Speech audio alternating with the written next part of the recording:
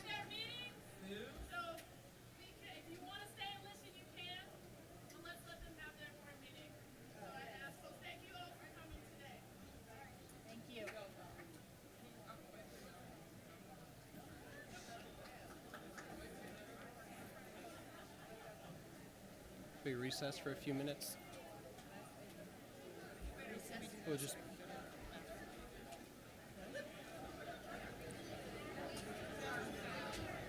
We're going to recess for a few minutes, probably 5 minutes.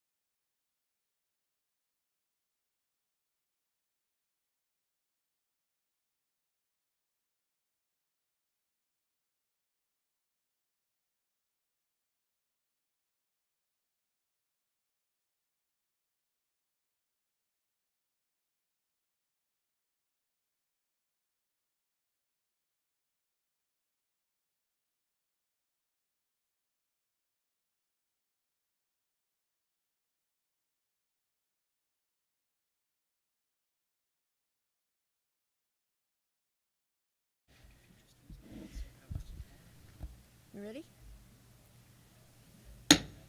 Okay, we are reconvening the school board meeting. Do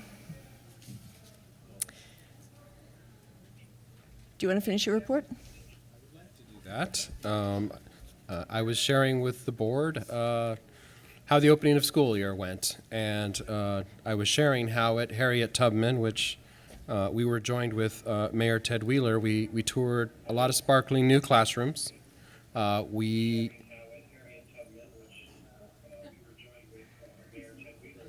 There's 2 superintendents. Wow.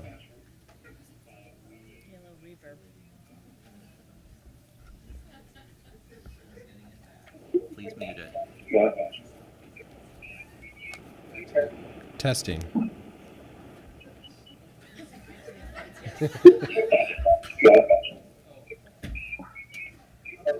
Testing.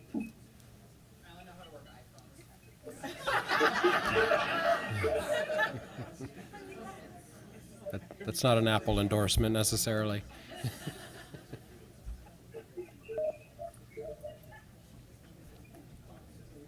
It's not an Apple endorsement necessarily.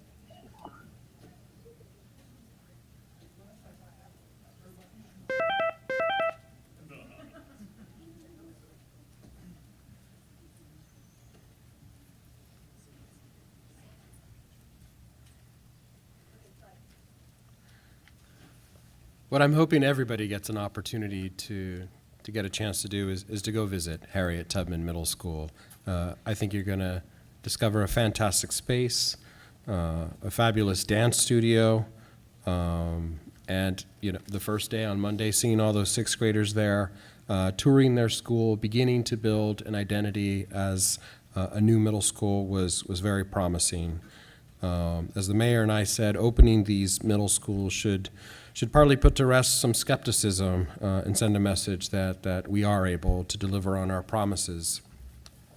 At each of the schools that I had a chance to visit on Monday, I saw teachers who were eager to accept our students, custodians who had worked hard, making sure all those last-minute touches were in place to make our students feel welcome, our teachers who had very carefully prepared their classroom environments, and our administrators taking charge. And if time allows, I want to show a short little video clip of some of the highlights of this first day of school. But speaking of these milestones, I want to talk about a big year that is happening at Lincoln High School. which is celebrating its 150th anniversary. Lincoln High School, for those who don't know, because I'm learning these things, is one of the oldest high schools west of the Mississippi and the oldest high school in Oregon. It was founded as Portland High School in 1869 with 45 students in the Northwest and renamed and relocated in 1909 to what is now Lincoln Hall at Portland State University.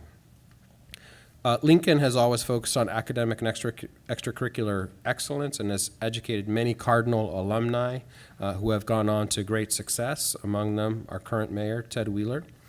Under the leadership of Principal Chapman, who I want to recognize here in our front row, Lincoln is proud to be one of the top 100 college prep international baccalaureate high schools in the U.S. and is dedicated to creating inspired global thinkers. Students think critically about the world and regularly give back to communities throughout Portland and across the globe. The ATU contract. Later in this meeting, our board will be considering and voting to ratify our collective bargaining agreement with our special education bus drivers, represented by the Amalgamated Transit Union. I'm glad on two fronts. One, we settled a fair contract that was supported overwhelmingly by our drivers, and two, this was the last outstanding contract. We now have all of our CBAs in place and operating. I want to thank everyone involved for their persistence, and I believe this represents an important milestone in labor management relations at PPS. A reminder to our families with those who have entering kindergartners. Kindergarten starts on Thursday. I expect that we will have as positive an opening day as we did for our upper graders this past Monday. I plan to join our kindergartners on their first bus ride to school this coming Thursday. Thank you, and let's take a look at the first day of school. Hello, Clutter family. How you guys doing? Good morning. I'm Isaac Cardona. I'm the principal of Jason Lee Elementary, and today is the first day of school. First day with students, and they are entering the building now. Getting ready to learn. Yeah. Wait a minute. Ackley Green! We're at Ackley Green Middle School, and we're getting prepared for middle school. Welcome to the new Harriet Tubman. We're here at Roseway Heights Middle School. It's the first day of school here in Portland, and we're really excited. And we are helping the sixth graders find where they're supposed to go, and we're going to be helping them throughout the year. It's the first day of school, and I'm the best.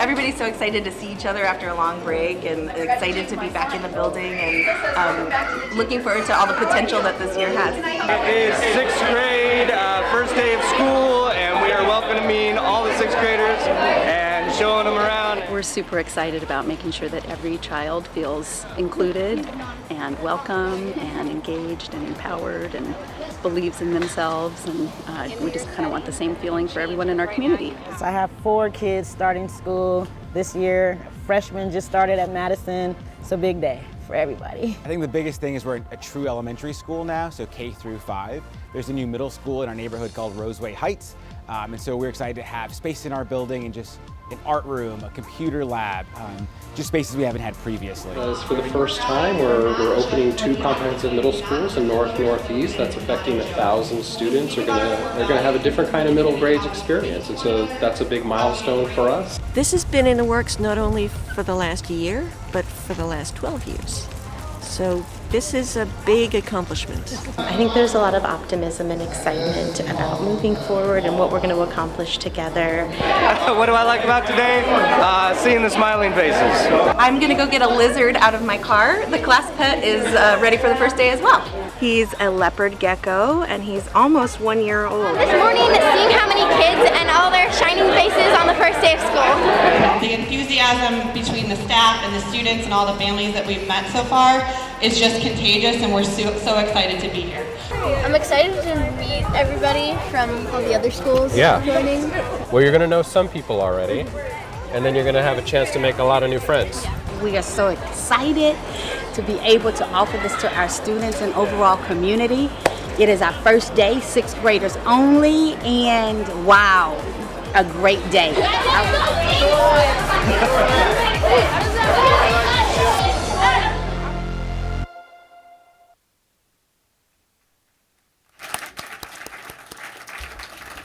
In retrospect, I should have been dancing right along there, so that concludes my report. Thank you. So before we move on to the next thing, I want to ask board members if there's anything on the business agenda that they're going to want to pull out. So I don't have an item that I want to pull out, and no staff needs to stay late, but I'm just going to note one, speak to one particular item. But I don't want a separate vote, and I don't need staff to stay, because. Okay. Okay, so next is the Amalgamated Transit Union contract ratification. I'd like to invite Laird Cusack for his probably final appearance here. Also available for weddings. Okay, you shouldn't be that gleeful, but okay. So Laird Cusack, actually the former Senior Director of Employee and Labor Relations. Friday was my last day, but I thought I'd come finish this last thing. Thank you for coming back. To my left is Dan Rowan, who was the Chief Negotiator for the ATU contract, and will do the presentation. He did most of the work, frankly. I'd also like to thank Terry Brady, Assistant Director of Transportation, who sat on the committee as well and provided us invaluable information and support during the entire process. So good evening to the board. As Laird said, I'm Dan Rowan, who's the chief spokesperson for the contract. I'll just cover a few of the highlights of what was in the report that the board has received. We first met July 31st of 2017. We met roughly a dozen times, including mediation through the State Conciliation Service. We reached a tentative agreement on August 6th of this year. It was within the parameters set by the board. And it was supported and ratified by a large majority of the drivers. So I joined the superintendent and the staff in recommending this tentative agreement. And happy to answer any questions the board may have. Thank you. Any questions?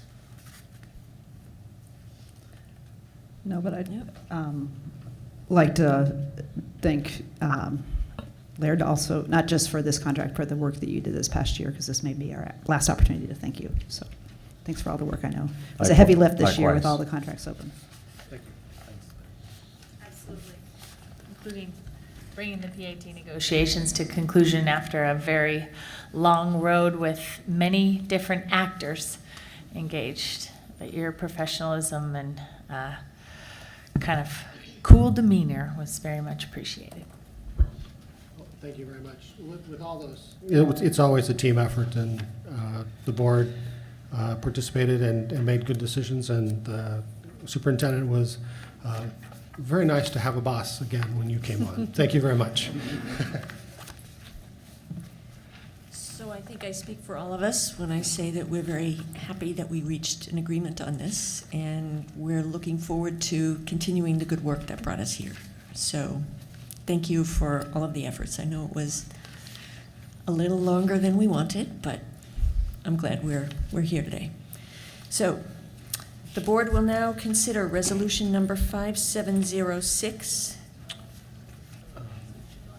Oh, okay.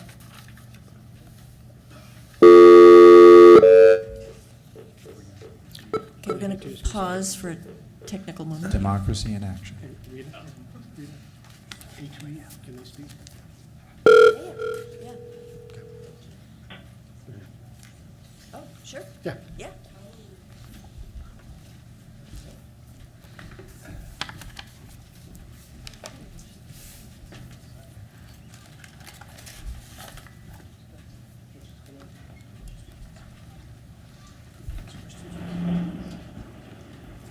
Hello? Someone's making a statement, right? Okay, so just hold on a second.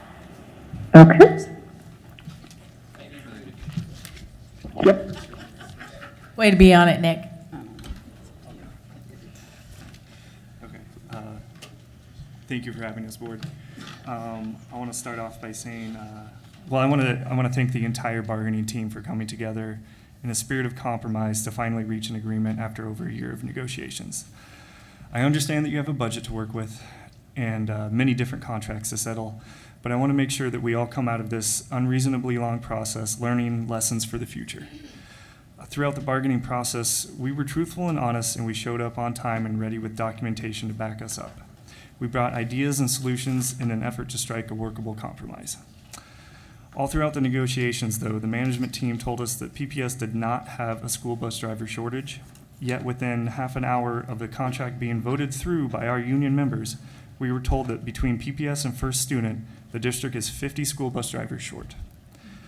If you are wondering what 50 drivers short looks like, it looks like the radio room operators, mechanics, management, and dispatchers all out on the road making ends meet on the first day of school. Cover drivers doing double workloads, fixed route drivers going above and beyond their regular capacity and hours to help out where needed. For me personally, the number of children on one of my routes tripled from last year to this year. These are students with many complex needs, including significant communication and behavioral issues. When I told the principal of this school the number of the students on my bus, he thought I was joking. After explaining the situation to him, he immediately recognized the safety concern and responded by dropping what he was doing to call the Transportation Safety Department. Since that conversation occurred, an additional student has been added to that route. We're only 2 days into the school year, and I'm already hearing from more and more from my coworkers that I'm not alone. The fact that management would say all year through negotiations that there was no driver shortage shows either how disingenuous they were during the bargainings or how disconnected they are from actual work. We, the school bus drivers, are the ones feeling the consequences of this delayed contract and uncompetitive pay provided by the management. New contracts have now been adopted by both PPS and First Student, and the wages do not support what it would take to fully staffed. Taking so long to come to an agreement on a contract has forced several highly skilled bus drivers to leave in search of more stable work. I fear that with the increased bus loads, worsening traffic, rising cost of living, and uncompetitive pay, we will see more of our special education bus drivers leave for greener pastures. The drivers did want a contract, and so we accepted one. But because of the delays, it will be less than a year before we will begin negotiations again for a new contract. Management and drivers need to find a way to come together because the driver shortage impacts all of us, and most importantly, it impacts the safety of our students. We don't expect to agree on every issue, but here's what we have to come to expect.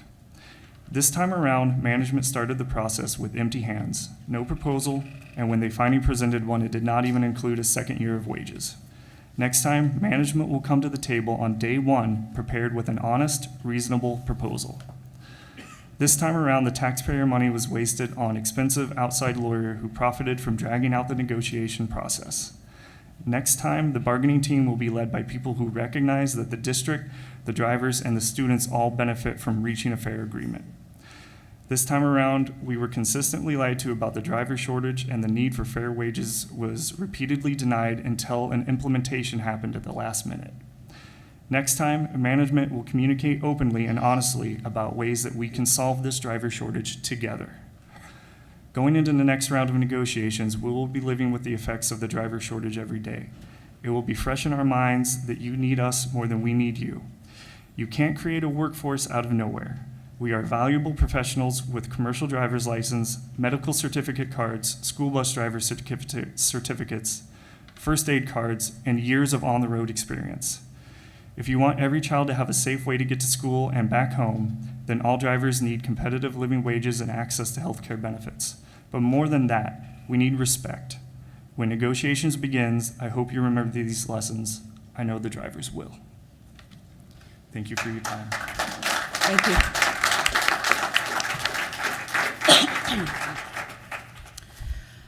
Also, thank you for having us and not having the timer. I won't go too long. I do want to just mention briefly, I grew up here, Portland Public Schools. I am of African American descent, and I experienced many situations where I was reminded of my skin color as a way of tracking me into a certain kind of class level or an activity that somebody thought I should take.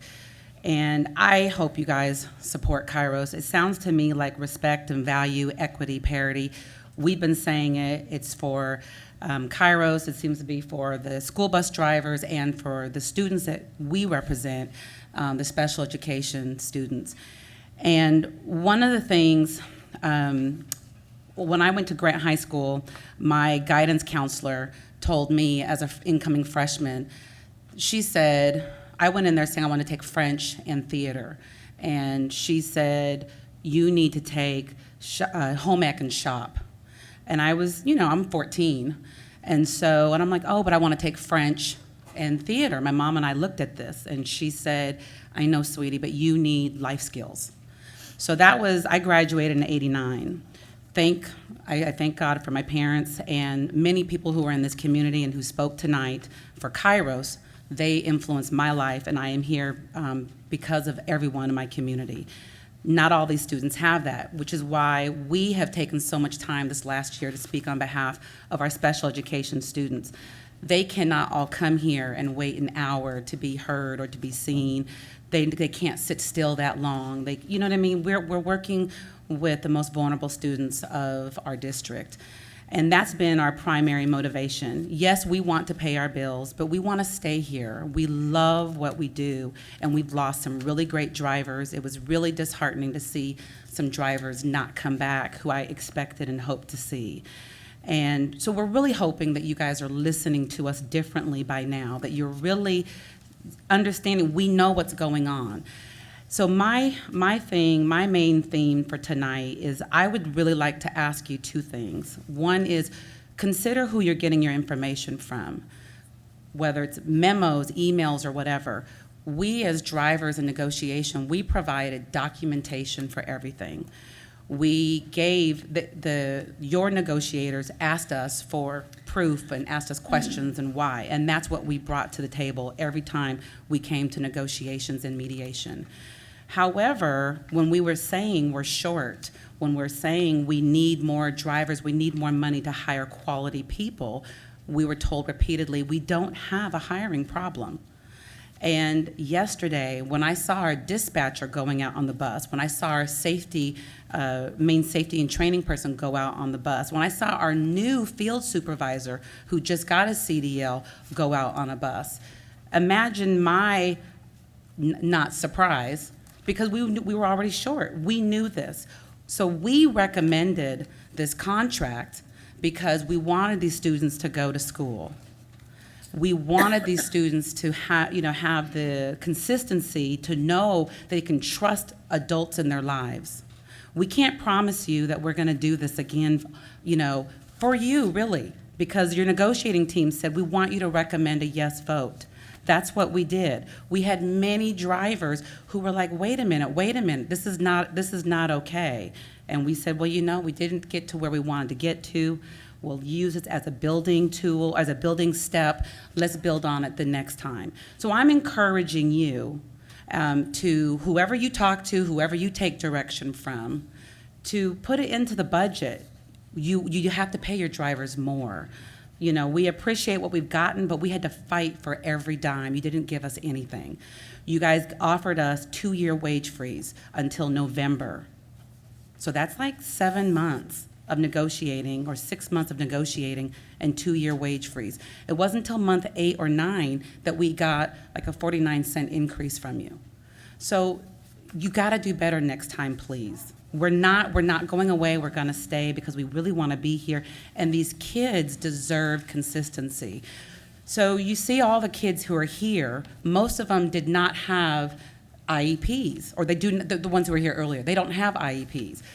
The kids that we transport, they do. They need us to advocate for them. They need you to advocate for them on their behalf.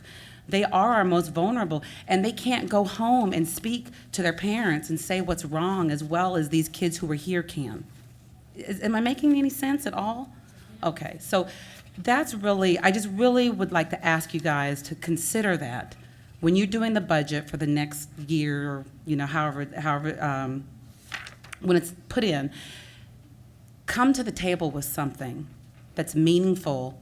Vancouver just recognized that they're short. They've upped their pay like $22, $27 an hour. So we are short drivers. So whoever's telling you we're not, they're lying to you. They want their job, they're scared. I don't know what it is. But come out, ride with us, Hang out with us. Do a ride along with us. You'll see what we see. Great, wonderful children who need assistance, who could do better with behavior or physical or speaking or emotional or psychological challenge they deal with if they could. They need us, they need you to remember them and to think about them. Think about your own children. You want what's best for your children. These children don't deserve any less. They don't deserve any less.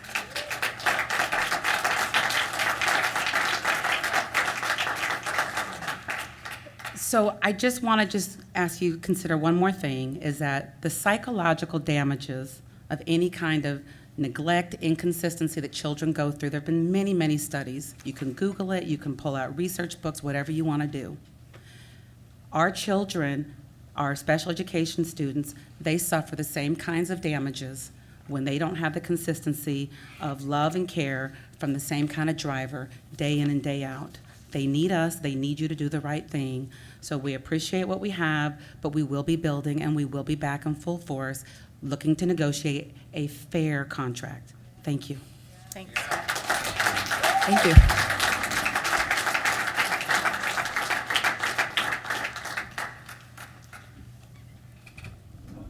Okay, the board will now consider resolution number 5706, 2017 to 2019 agreement between the Amalgamated Transit Union and School District Number 1J, Multnomah County, Oregon.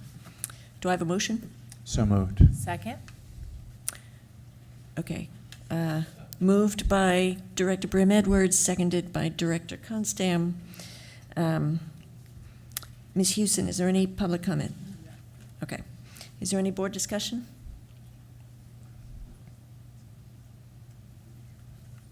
No? Okay.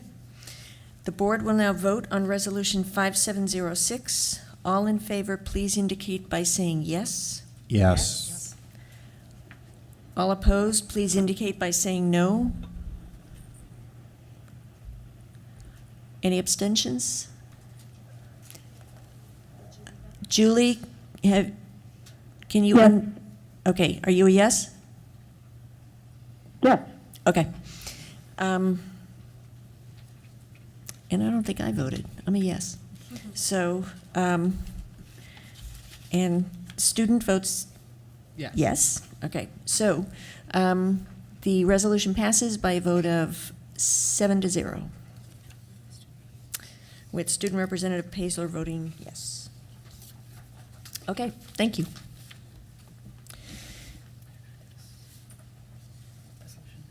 Oh, okay. So, next item, we're going to get a bond financial update from our Deputy Superintendent of Business and Operations, Claire Holtz, and Carol Samuels of Piper Jaffray.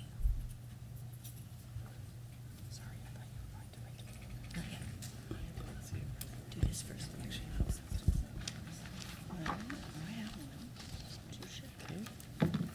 Good evening. Chair Moore, Superintendent Guerrero, directors.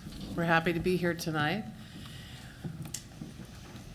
And I'm just wondering if someone in the back is going to bring up it is, perfect. Thank you very much. Appreciate that. Magic people in the back. Okay, so we are bringing to you tonight a bond financial update. It's something, as I entered, I've been in Portland Public Schools now as a deputy superintendent of business and operations for a little over a month. And before I came, I was well aware of where the district was in bond finances, had similar struggles in a neighboring district, and it's a common issue across this country right now with construction and school projects in general.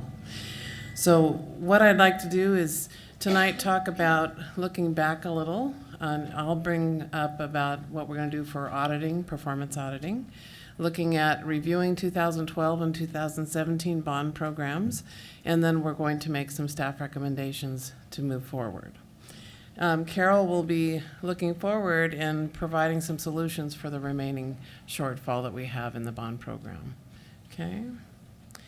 So one of the things that I want to start with is the board gives us, adopts guidelines for us called ed specs, or education specifications, to guide our work in this program. And we, there are really building design characteristics that shows how we facilitate, how facilities support programs and curriculum. And we are located in an urban area, and so we have a finite amount of acreage for most of our projects. So we find ourselves constrained in terms of size of school, the facility, the land, and that can have an impact on what we're trying to develop in our master plans and and then it has an impact on our financial resources. So tonight I'll continue with, as we look back, one of the things I've heard from many is how did we get here? What is the why behind the increased costs?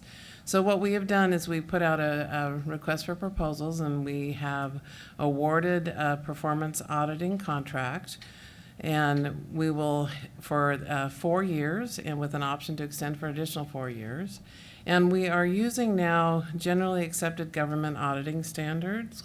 That is, we have graded our audit, performance audit practice based on a recommendation from members of the Bond Accountability Committee. Okay. And they will review the 2012 and the 2017 bond program, and we're looking at supporting the district's continuous improvement process and implementation of best practices. And we will bring a report back to you by March 31st for this look back. So after the audit, I want to just kind of review a little bit about 2012 bond program. So we have a forecast of expenditures or total costs of $580 million. And we have potential funding sources of $583 million. So we actually are ahead by about $2.8 million available right now. Now this is forecasted to the end of the program, so that's a good sign. But one of the things that I need to share with you is part of that comes from where the bond has put Roosevelt Makerspace on pause. And so what we have done is we will be making a recommendation to look at how we fund that fully with a combination of resources, different funds, and so that will come later in a recommendation. One of the things that we've done to help balance this program, originally we had $482 million in bond principal, and then in addition we had about $57 million in bond premium. We had interest earnings of about $5.8 million, partnerships and things like with Concordia for $15.7 million, and then a whole series of grants and fundings from other funds in the district. So it wasn't just a bond fund program. It has a whole bunch of resources that have been added into it. But the memo that I sent to the board includes a full recap of that, and it's probably the first time we've seen it together portrayed, so you just had a real accounting and a reconciliation of where the 2012 bond is. So I'm going to go on to the 2017. Now this is the one that's been in the news quite a bit lately. So what I want to do is make sure that people here, they've been hearing a much larger shortfall, but what we have is actually a shortfall now of about $132 million. And I'll explain how we got there. So right now, our projects are costing us, they're projected to the end of the project to be $977 million. So this includes, we originally were approved for $790 million of bonds. So we've issued about half of those, actually received the cash and our spending on projects. And we will do a second issuance later for the remaining. So what we've done here is we have identified, again, bond premium, interest earnings, grants, and I have one also staff recommendation about relooking at how we use construction excise tax. So that total, and I'll go into that a little more in a minute, that total then funding sources brings us to $844.7 million, and then that's a shortfall of $132.3 million. Okay. So one of the things that I'm going to ask, or that we will as staff recommend to the board, is in this 2017 bond currently, we have a middle school conversion of $11 million. And what we're going to ask the board is to consider changing a resolution or editing a prior practice of using, it's a sub-fund, I won't get the right word right, but the sub-allocation of construction excise tax funds for supporting the middle school program.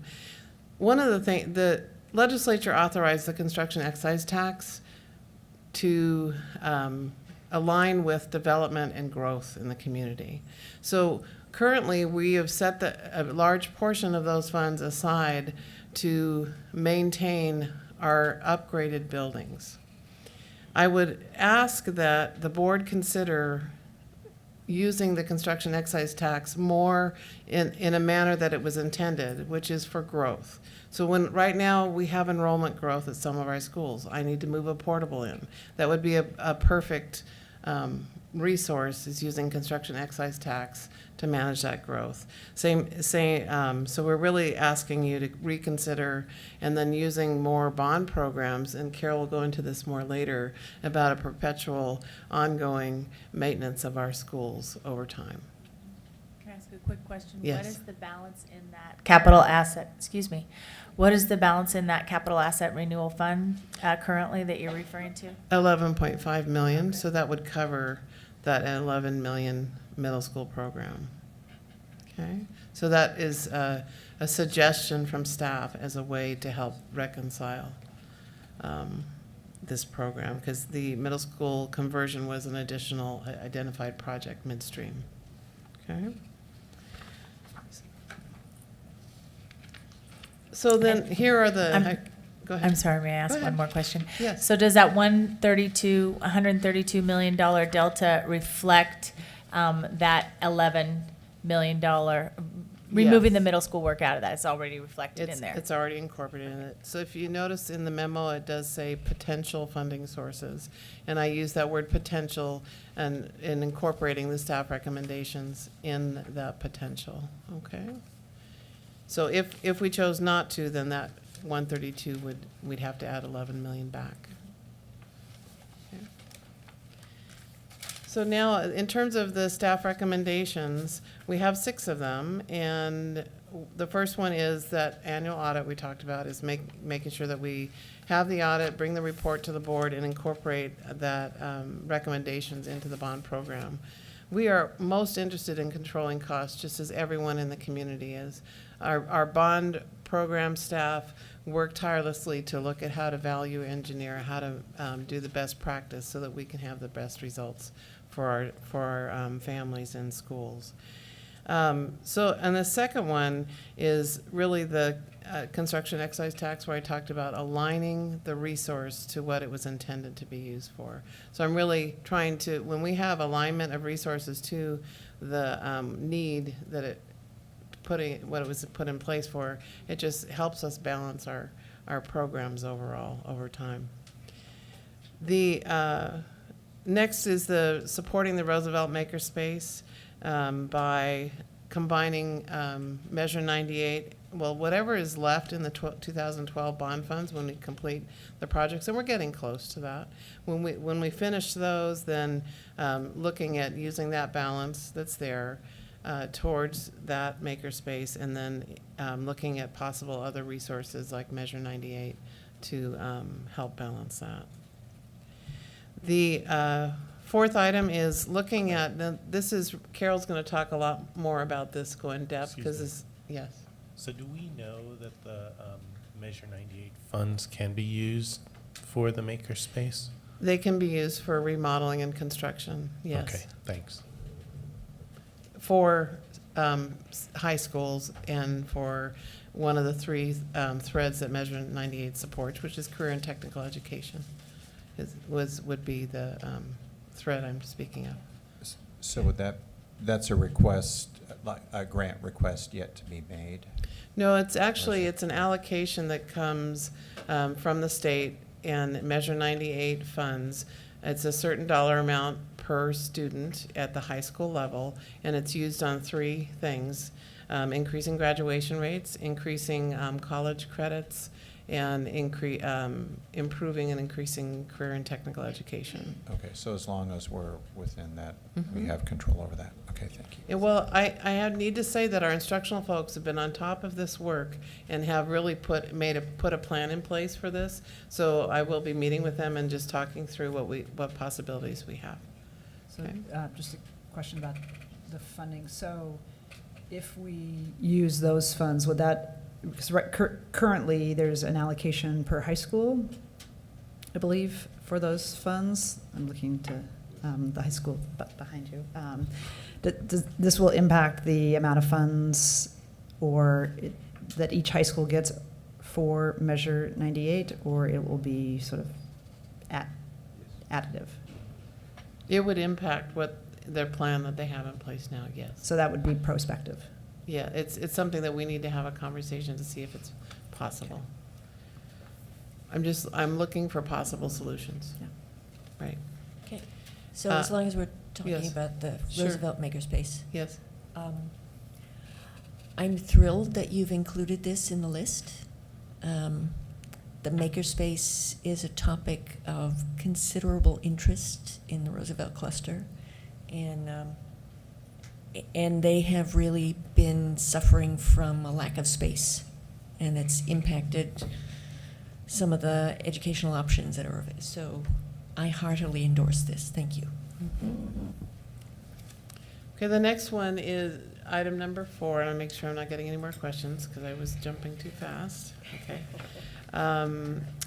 Is really looking at how the good thing about construction, having a high economy and lots of construction going on locally, it's not good for the costs in our bond programs, but it's great on our assessed values on our properties throughout our district.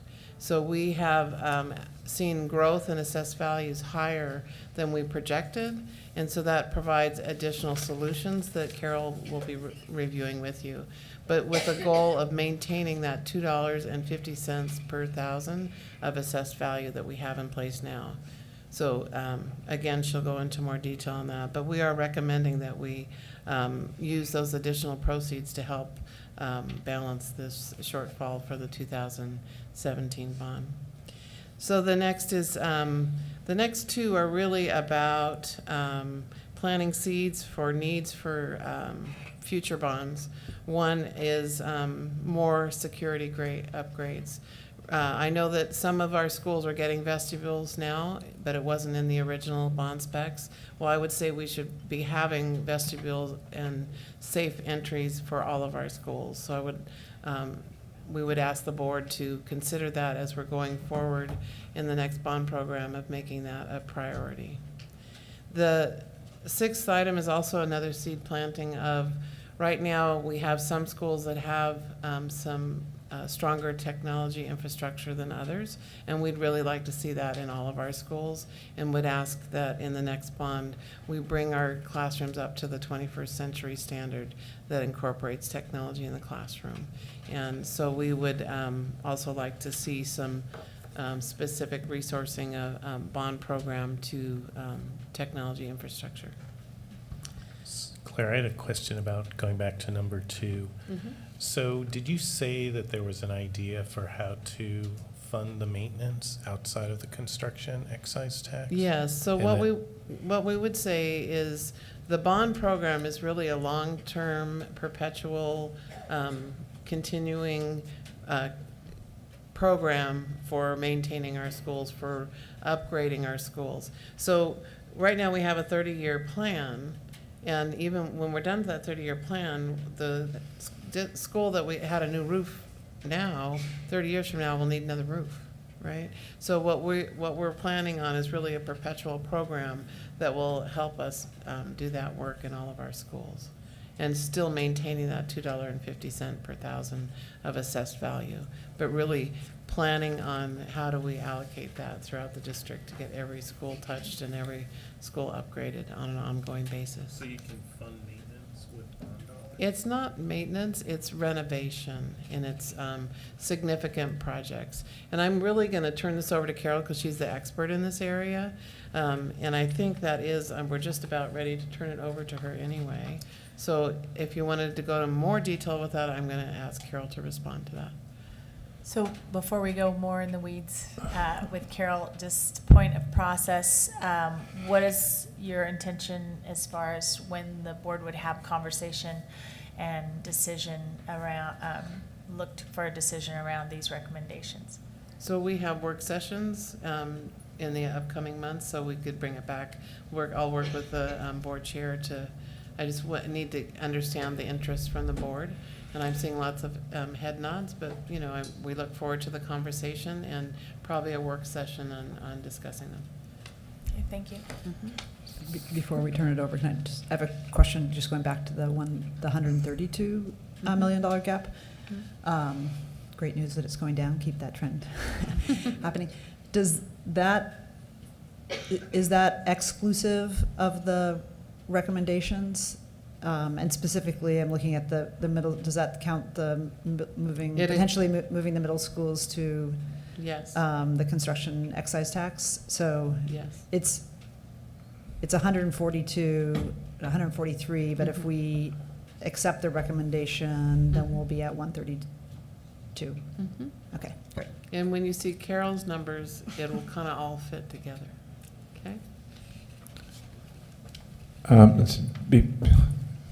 I understand maintenance in terms of the big, heavy roofs stuff, but there's also smaller ongoing maintenance that wouldn't necessarily be bond, and we are really underfunded in that, and that's my concern going forward.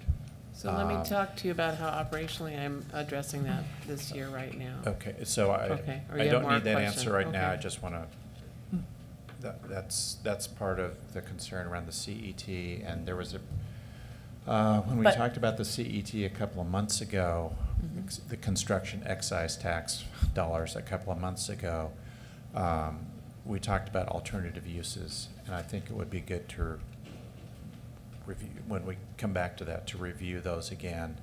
And it's a similar question to what Julia had about, Director Brim Edwards had about, I believe about the Measure 98 is what are we essentially giving up by doing this?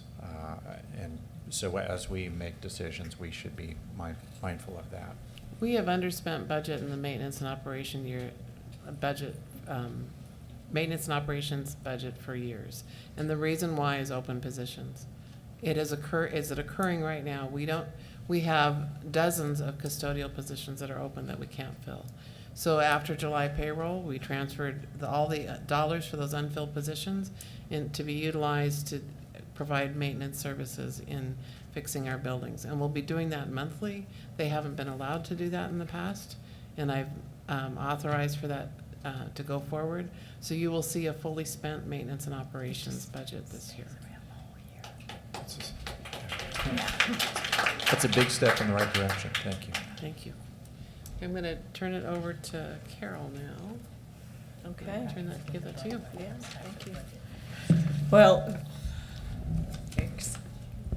good evening, everybody. I am Carol Samuels with Piper Jaffray. We are municipal advisor to the district and have served in that capacity for close to 30 years. And before I get into the weeds that I know you're all really eager to hear about, I thought it would be useful to show you a little national context, which is fresh off the presses. This comes to us from Moody's Investors Service that published what they call an issuer comment last Friday, specifically about Portland schools. It's a very brief document, and I believe you all have copies of it in your packets. And I excised 2 charts because I thought they were helpful to provide context to what we are experiencing here. Specifically, they indicate that the cost pressures that Portland is experiencing are not unique to Portland. And as you can see in the graph here, this is a graph of the National Producer Price Index for school construction, and you can see the trajectory, particularly in the last couple of years, has been significant, and that's a trend that school districts across the country, as well as in the metro area, are realizing. The other thing they said that I thought was useful and provides a segue back to the weeds that I know you're eager to hear about, is that in their view, and again, Moody's is a national rating agency that looks at jurisdictions across the country with a fixed set of criteria, largely to determine how creditworthy they feel you are relative to other jurisdictions. And their view is that actually, and I'll read the quote, Portland Public Schools benefits from a low debt burden of approximately $606 million, and then it goes into certain details. And then it says the district's debt burden is low compared to many of the other 50 largest school districts nationally, which indicates that it has the capacity to finance projects with tax-supported bonds. The graph, I think, says it all. The green box is the average of the 50 largest school districts across the country and their debt burden. The blue box is Portland. Can I just ask a question about that? Because I think if I talk to my neighbors, they would say that the debt burden feels high, and just the rate. And my guess is if we had the average of school districts in Oregon in the third box, PPS would be relatively high.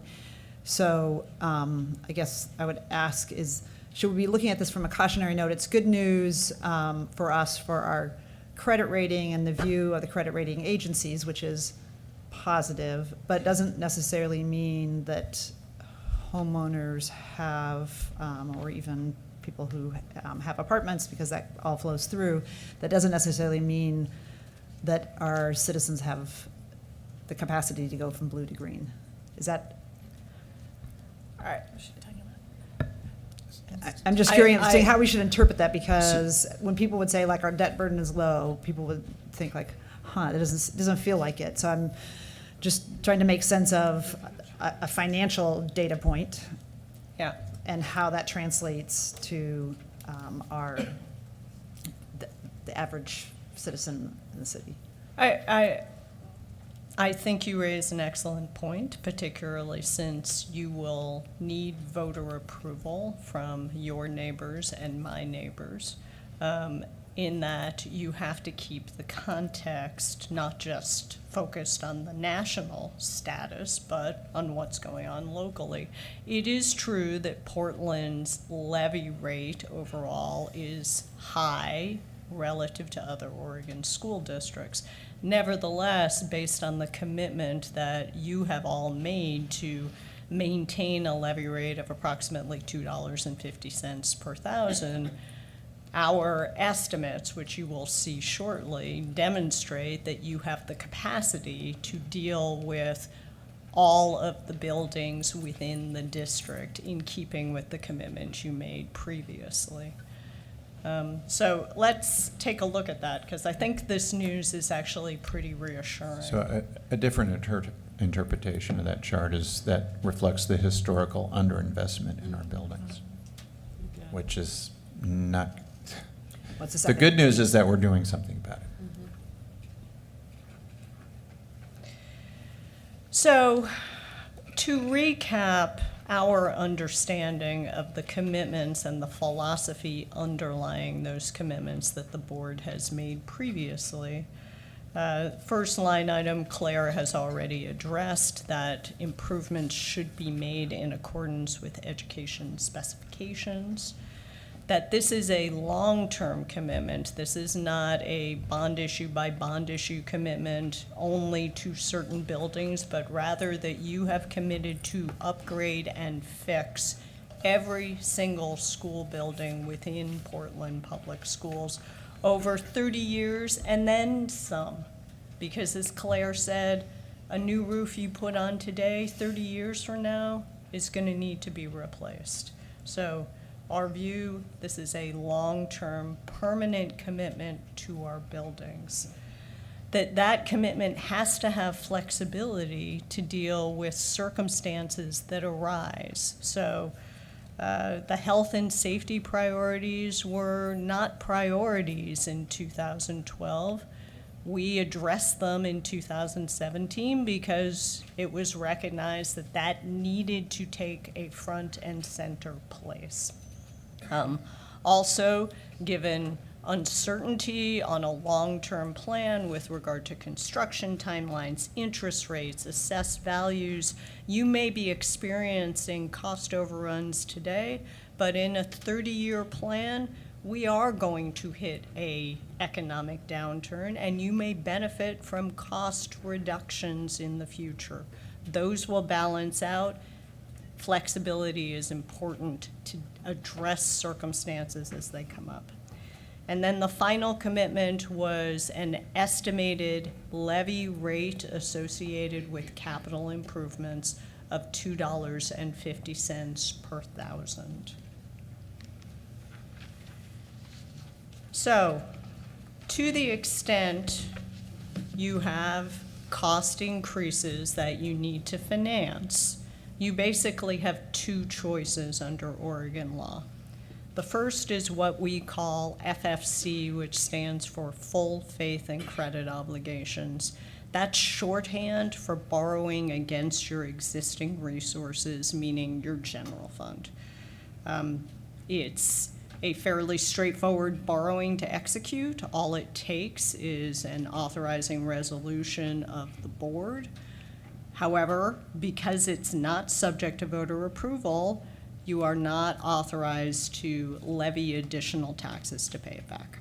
So bottom line is you can use this technique, have used this technique in the past, but the payment of debt service is going to have to compete with other operating costs in order to pay it back.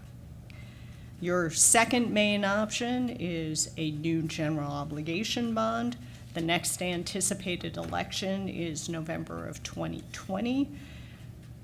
Under normal circumstances, with a November 2020 election, you would likely sell at least a portion of those bonds in January or February of 2021. We've been advised that having those proceeds in hand in that time period means that the Benson construction can continue with no interruption. So to the extent you get additional resources in the 2020 authorization, there is no hiccup in providing funding for the Benson projects. Okay. So that's all based on the assumption that we pass another bond.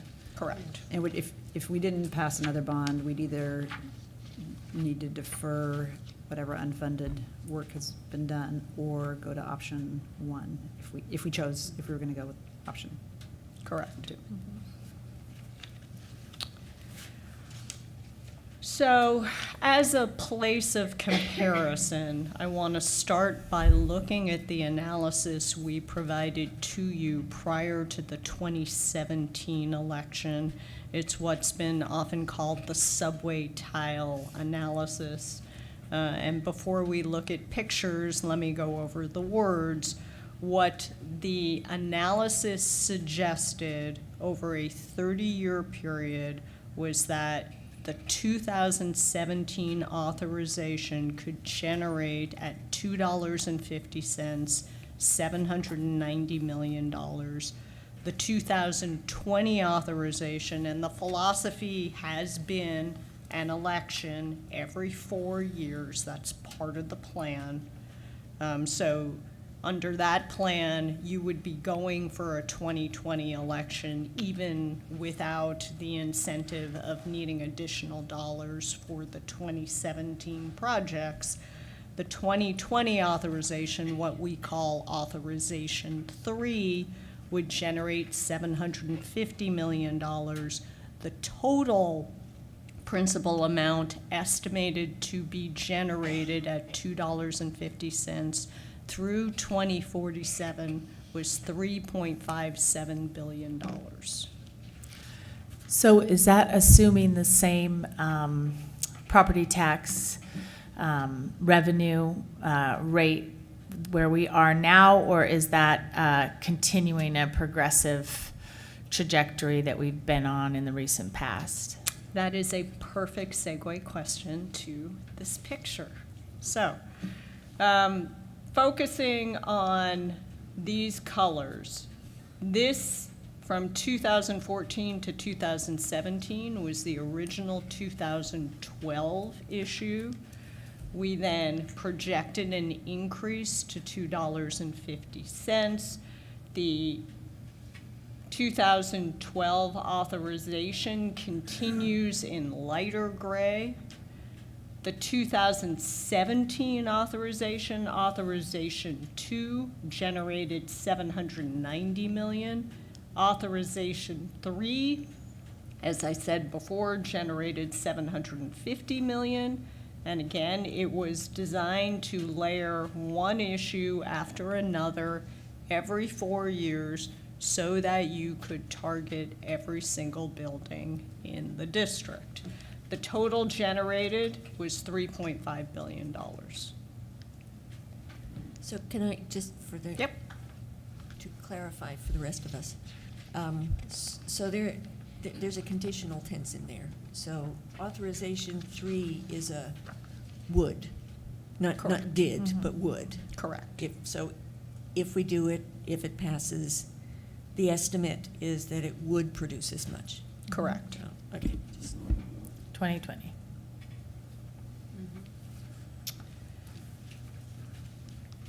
So, we basically took the same structure and updated it for recent events, which included the fact that the 2017 issue was sold with more economical interest rates than we had projected prior to the sale, prior to the election. Your assessed value, as Claire mentioned, grew much more robustly than we had been predicting.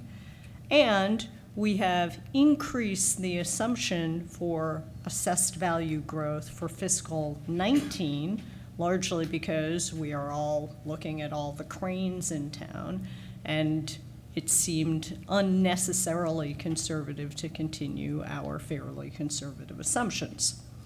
As a result, the cost of the 2017 bond authorization will be lower than what we projected, and that creates additional capacity in 2020 such that we anticipate you could raise, rather than $750 million, $866 million at $2.50, changing nothing else. Furthermore, because there is more capacity, because there is more assessed value growth, we actually anticipate with the same structure that you can raise an extra $200 million over the 30-year period. So just to clarify, so that's keeping at the 250 rate. And because we have caps in the amount of increase, so for existing homeowners or property owners, the rate would stay the same. They'd have that allowed growth, the increment of allowed growth. So the additional, if you go back to the other slide, so the additional funds we'd be getting essentially would be projected like new construction. Right? So even though the What's bond. getting added to the tax rolls? Right, so it's not that the bond would be larger or generate more because people are being asked more. It's generally the biggest increment is out of a projected increase in new construction or new properties on the rolls, correct? So I want to be super clear here. The projection is that the levy rate would stay at $2.50 per thousand. It would be multiplied against a larger assessed value base. So More people paying. potentially more people paying, potentially you get a 3% growth in assessed value even if there are no new people. But yes. Right, but I'm saying beyond the 3, I mean, I think that's expected, but it's like the 250, the 3%, which is predicted. But the bigger chunk of the increase is from the new construction or what's Yeah. not already on the rolls. New Okay. construction, cheaper financing costs. I just think we Yes. need to be able to speak to that because if the number's a lot larger, I think the automatic assumption is like, oh, it's going to be going. So Up. when we were projecting previously at the last election, we projected 3%, well, I think it was 4% the first year and then 3% the next year. It's been over 5%. So that change between 3% to 5% snowballs. And we also are projecting still very conservatively 4% for the next year. So I mean, we're seeing continued growth in that assessed value total in the district. And just to be clear, can you explain how that growth in assessed value is showing up on our current issuances for the 2017 bond? Yeah, actually, that's a really good question. So this is a little hard to see, but hang on. This was the pre-election projection, and you'll notice that this line is completely flat. That's Sorry, because we assumed a flat 3% growth in assessed value. And again, this is the 2017 issue, the light blue. Fast forward to actual, where you've had 5% growth, and you can see that there is a little gap in between the 250, which is this line here, and where you actually are. I believe this year your levy rate is $2.43. I have that if you really want to know. And to the extent growth continues above the 3% assumption, your levy rate would be below the $2.50 that we've projected. Yeah. But we can't do anything about that until we go out the next time. Correct. We can't take advantage of that. Well, you can take advantage of it in terms of it gives you that much more capacity for the next series of authorizations. Right. But not for a present pickle. Correct. Correct. We can, though, use proceeds in the next sale to help offset the shortfall. And that's why she was talking about Benson starting with one bond and finishing in another bond. And just check one more thing, and beyond the 5% 2019, 4% 2020, very conservative. So it's not like we're not anticipating that there will be a recession sometime in our future, and when construction activity drops, we're basically anticipating that with a conservative forecast. So we're not setting ourselves up for a boom-bust kind of cycle. Thank you. That would be a never. We would never do that. So just to recap what this graph is showing, slight reduction below 250 because of accelerated assessed value growth. The purple is now the new authorization 3, which again, using the same set of assumptions, would generate $866 million. Every other authorization was held constant intentionally so we could have an apples to apples comparison. But note that authorization 7 is actually larger than what we projected previously, leading to a grand total of $3.77 billion over the 30-year cycle rather than $3.57.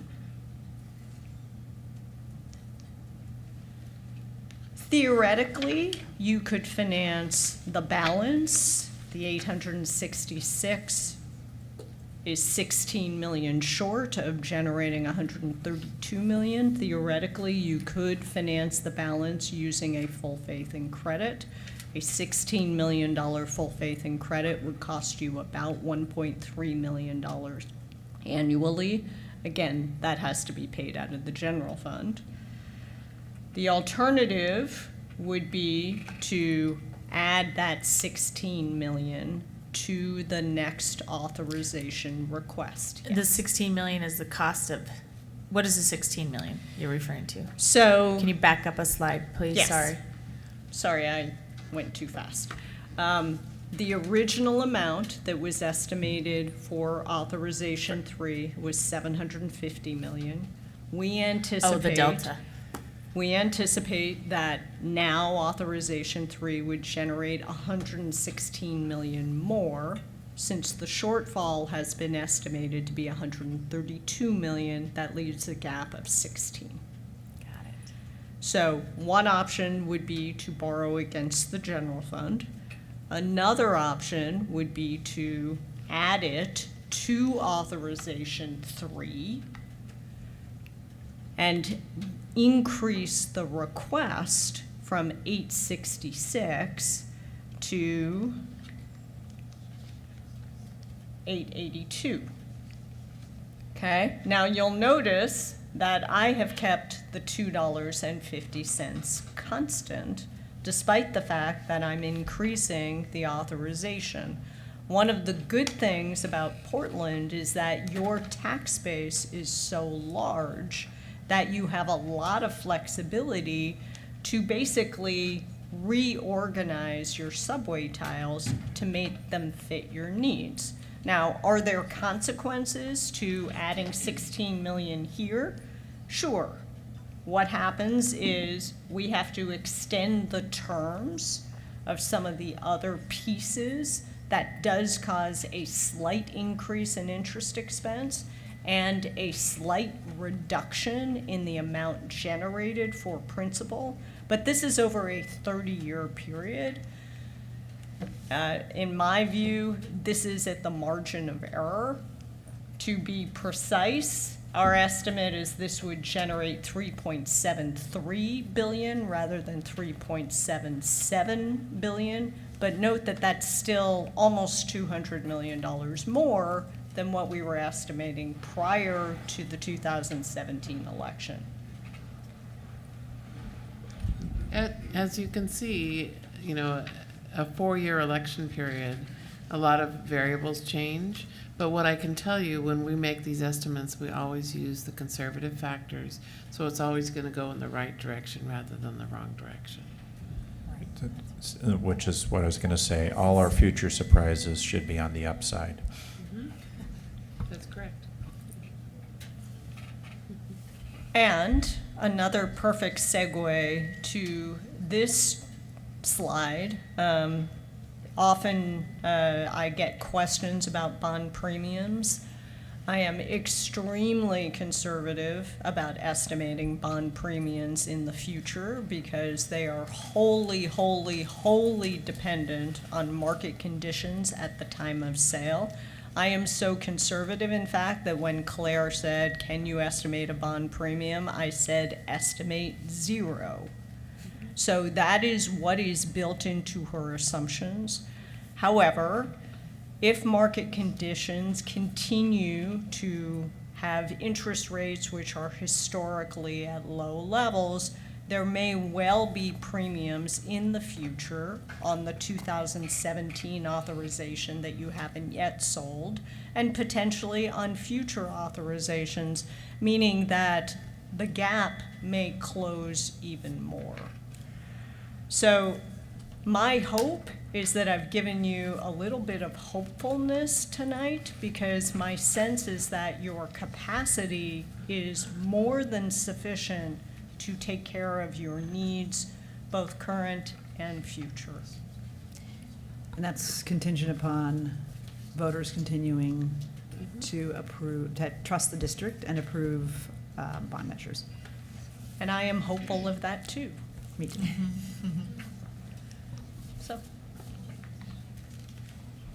So can I ask you to explain what a premium is? You did such a good job when I asked you the other day. Okay. So a bond premium is an amount that investors pay to borrowers, in this case the district, in an environment where interest rates are low and they would like to have a higher cash flow than what's available from the interest rate that would otherwise be available.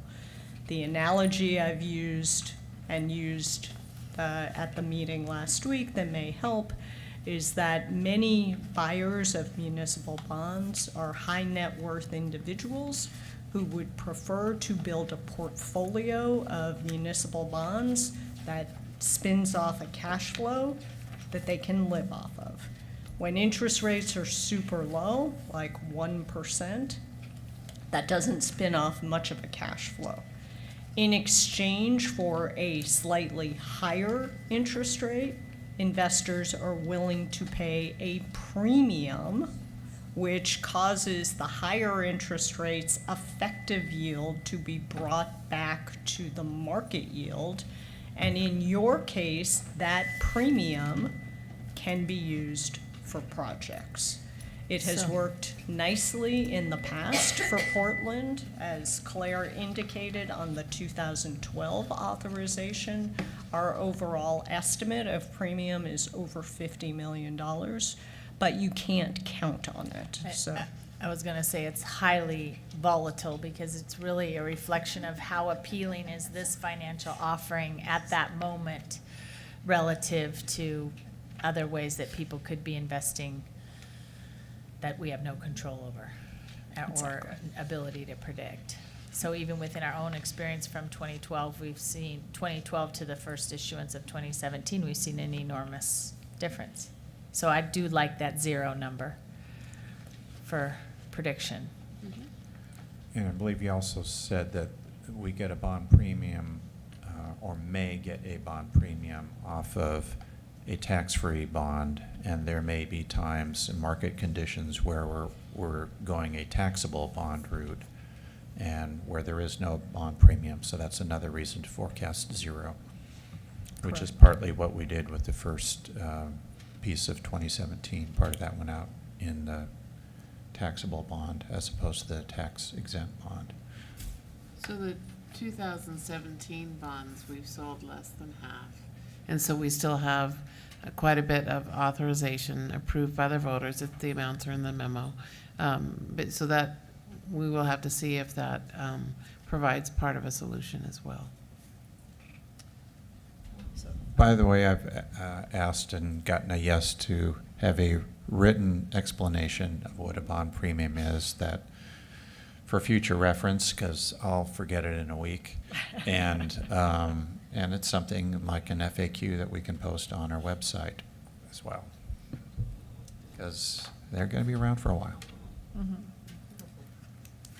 So I just have some sort of make sure I summarize when we think about our votes later on tonight and sort of the steps forward. So I'm looking at page 4 of the memo on the bond program, which is the bond financial summary, which has, when you look at the components of the forecast. Madison and Kellogg have already been approved. They're on their way. The health and safety improvements, we know that we're committed to that amount. We're going to vote on Lincoln tonight, which leaves really of those items in the spend column that are still sort of not yet set is the Benson and the middle school conversion potential shift. So the middle school conversion that's going to come to us, that really leaves Benson of the projects. And we have that here at the current forecast at 269. And then we go down to the potential funding sources, and you've got it, essentially at 844 with a delta of 132, assuming we shift the middle schools from the bond to the construction excise tax. So with the I just want to make sure that I now connect sort of what you just explained. So we have a budget gap of 132. We have a project remaining that's 269. And so the question that will come to us at some point is Benson, and how do we close the gap, which would be between 269, the current forecast, and then less the 132 that we don't have, which would leave 137. So the schedule of the Benson project would allow us to pay partially from the 2017 bond and partially from it'll be the 2021 bond issuance. So the design work would occur in the 2017 bond, and then the construction would be completed out of the 2021 bond issuance. But just, we'd still have 137 million, say if all these numbers are real, and the gap is 132, we'd still have 137 million from the 2017 bond for Benson. And so if the project cost, ultimately, when we get to the voting on it, of Benson is 269 as forecasted, the increment that we're going to be filling, whether it's a full faith and credit or putting it in the next bond, is potentially 132 million? Is that generally? It's yes, it is 132 million, yes. Okay, but Even though we got to be careful to compare projections for Benson with projections for our projects that are now already in design development that are real hard costs. I mean, there's more variables there. That's our current projection, and until we get into the design work. Our best, it's a snapshot of today. Right, correct. Okay. But we potentially, so if the Benson community were to ask, so there's this additional increment of money, we had the bond, what resources, once you approve these other projects, are going to be remaining? The answer would be we have approximately 137 million plus 2 now potential bridge financing options going forward. Correct. Okay. If I may, the plan has always been to go back to the voters in 2020. And my sense is that with the assessed value growth as well as the lower cost of the 2017 issue, the 866 million is what you would have been asking for anyway. So my view is that this is a long-term commitment to finish all of these projects, and the commitment to Benson is to finish their project on a timeline that getting voter approval in 2020, which was always part of the plan, is going to accomplish. Right. I just want to, yes, and we have to get a yes vote in 2020. I just want to make sure that we're able to share with the Benson community of there is a plan. This fits into the larger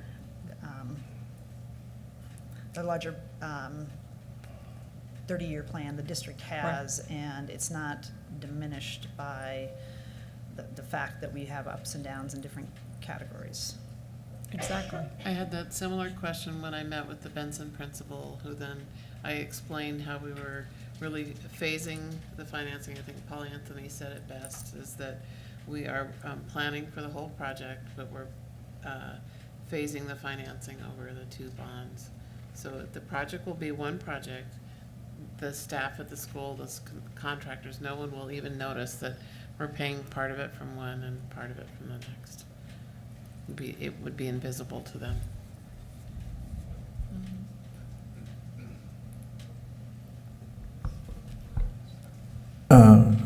So, thank you. I mean, this is, I don't know if there's been this kind of long-term analysis before, but this is really greatly appreciated. So thanks, both of you, for that. And secondly, knowing that we can accommodate our current cost estimates for Lincoln and Madison doesn't mean we're not going to go forward and get some very clear answers on why are the costs where they are and where can we generate cost savings wherever we can while still holding to the integrity of the educational specifications for those schools.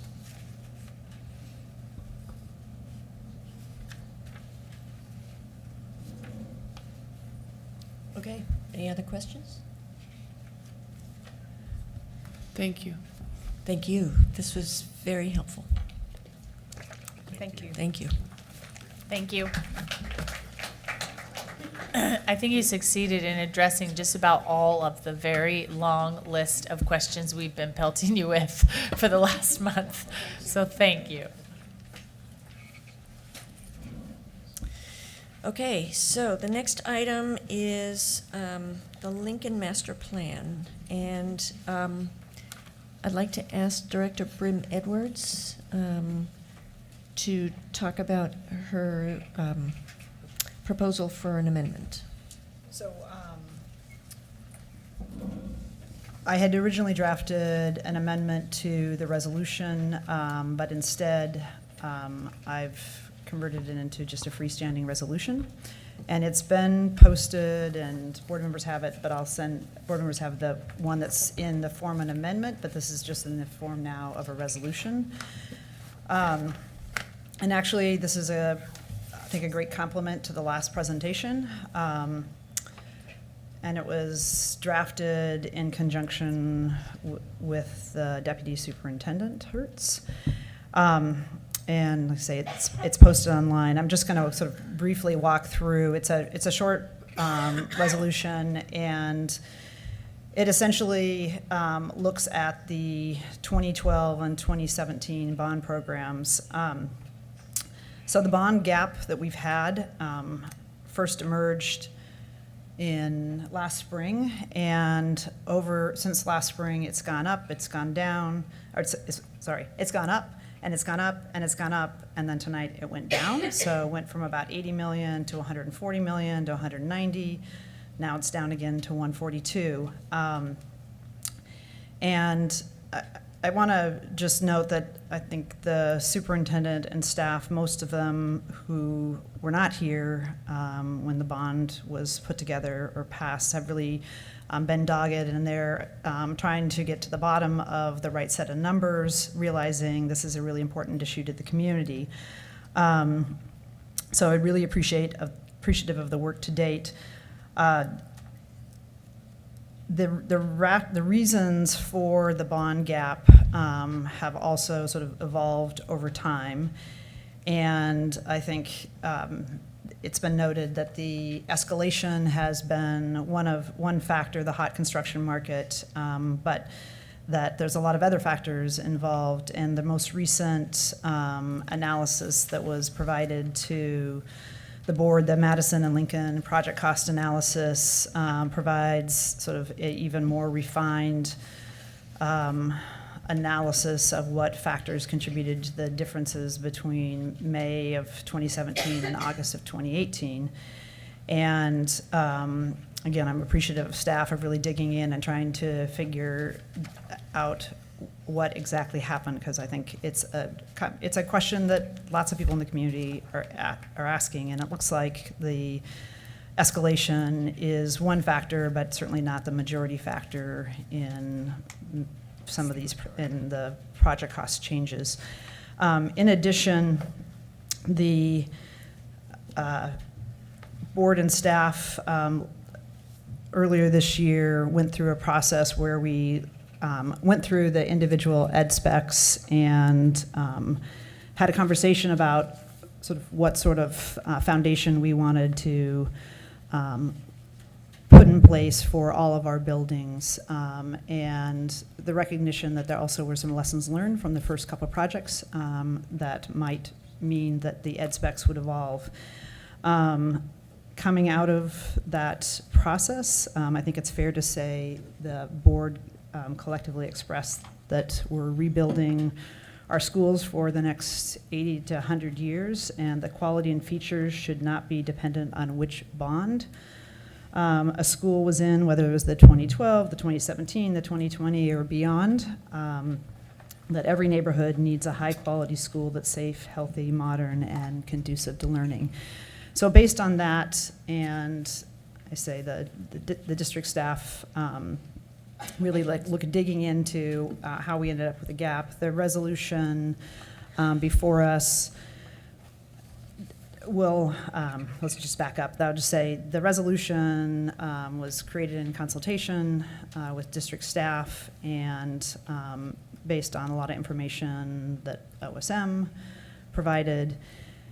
The date of the performance audit in the resolution was provided by Deputy Superintendent Hertz to align with the recommendation that we received tonight.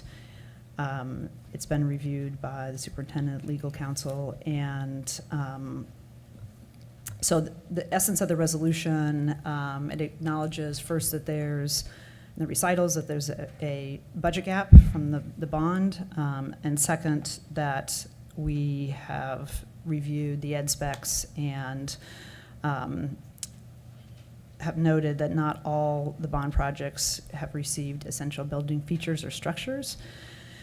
So the resolution essentially says the first resolved is superintendent will return to the Board of Education with the results of a performance audit no later than March 31st, 2019 that provides findings and recommendations relating to the cause of the 2017 budget gap. Again, this addresses the question that many Portlanders have asked as the numbers have changed.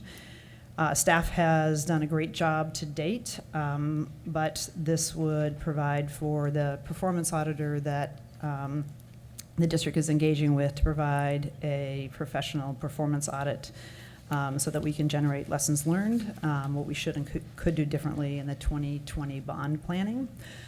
Set us up for success in our planning next time around. The second resolved this resolution the superintendent would also identify essential building features and structures that are part of the current ed specifications in the 2020 bond projects that were eliminated due to budget or planning decisions or were not yet in the current building education specifications. And then the board and superintendent will review the list and prioritize projects for capital funding either through a future bond and or funding mechanisms. And so two examples of that, again, this is sort of like what bond you landed on meant you may or may not have received some essential features to your building. One example is we had a report from Dr. Burnham on July 24th regarding I've got it here somewhere, regarding our health and safety updates, and on security, it noted that the intercom systems at the front doors of both Franklin and Roosevelt were valued and engineered out of the project, and the front doors remain unlocked during the day. Roosevelt does have a vestibule you must enter that leads to the main office before one can enter the main school. Grant will have an intercom system at their front door, but like Roosevelt, they will not have an intercom, but will have a vestibule. So we have different safety features at our different high schools, and there's a couple different ways you could approach this. You could say, well, we should just, since these other schools didn't get it, the schools coming up don't get it, but probably the better thing to do is look at what has been engineered out or wasn't currently in ed specs, or we learned from the first round of bond projects that we need to include. So that would provide a process where the superintendent would come back with a set of recommendations, and then we'd go through a process of these things that we put on future bond projects or pay for with some other funding mechanism, whether it's the CET in the future or something else. And then the third resolved is, given the budget gap and the need to continue to effectively manage capital project costs, the superintendent will engage in a value engineering process for all the 2017 bond projects, and decisions regarding significant value engineering, especially if they impact building ed specs, will be brought to the board. When value engineering net long-term cost increases will not be sacrificed for short-term savings.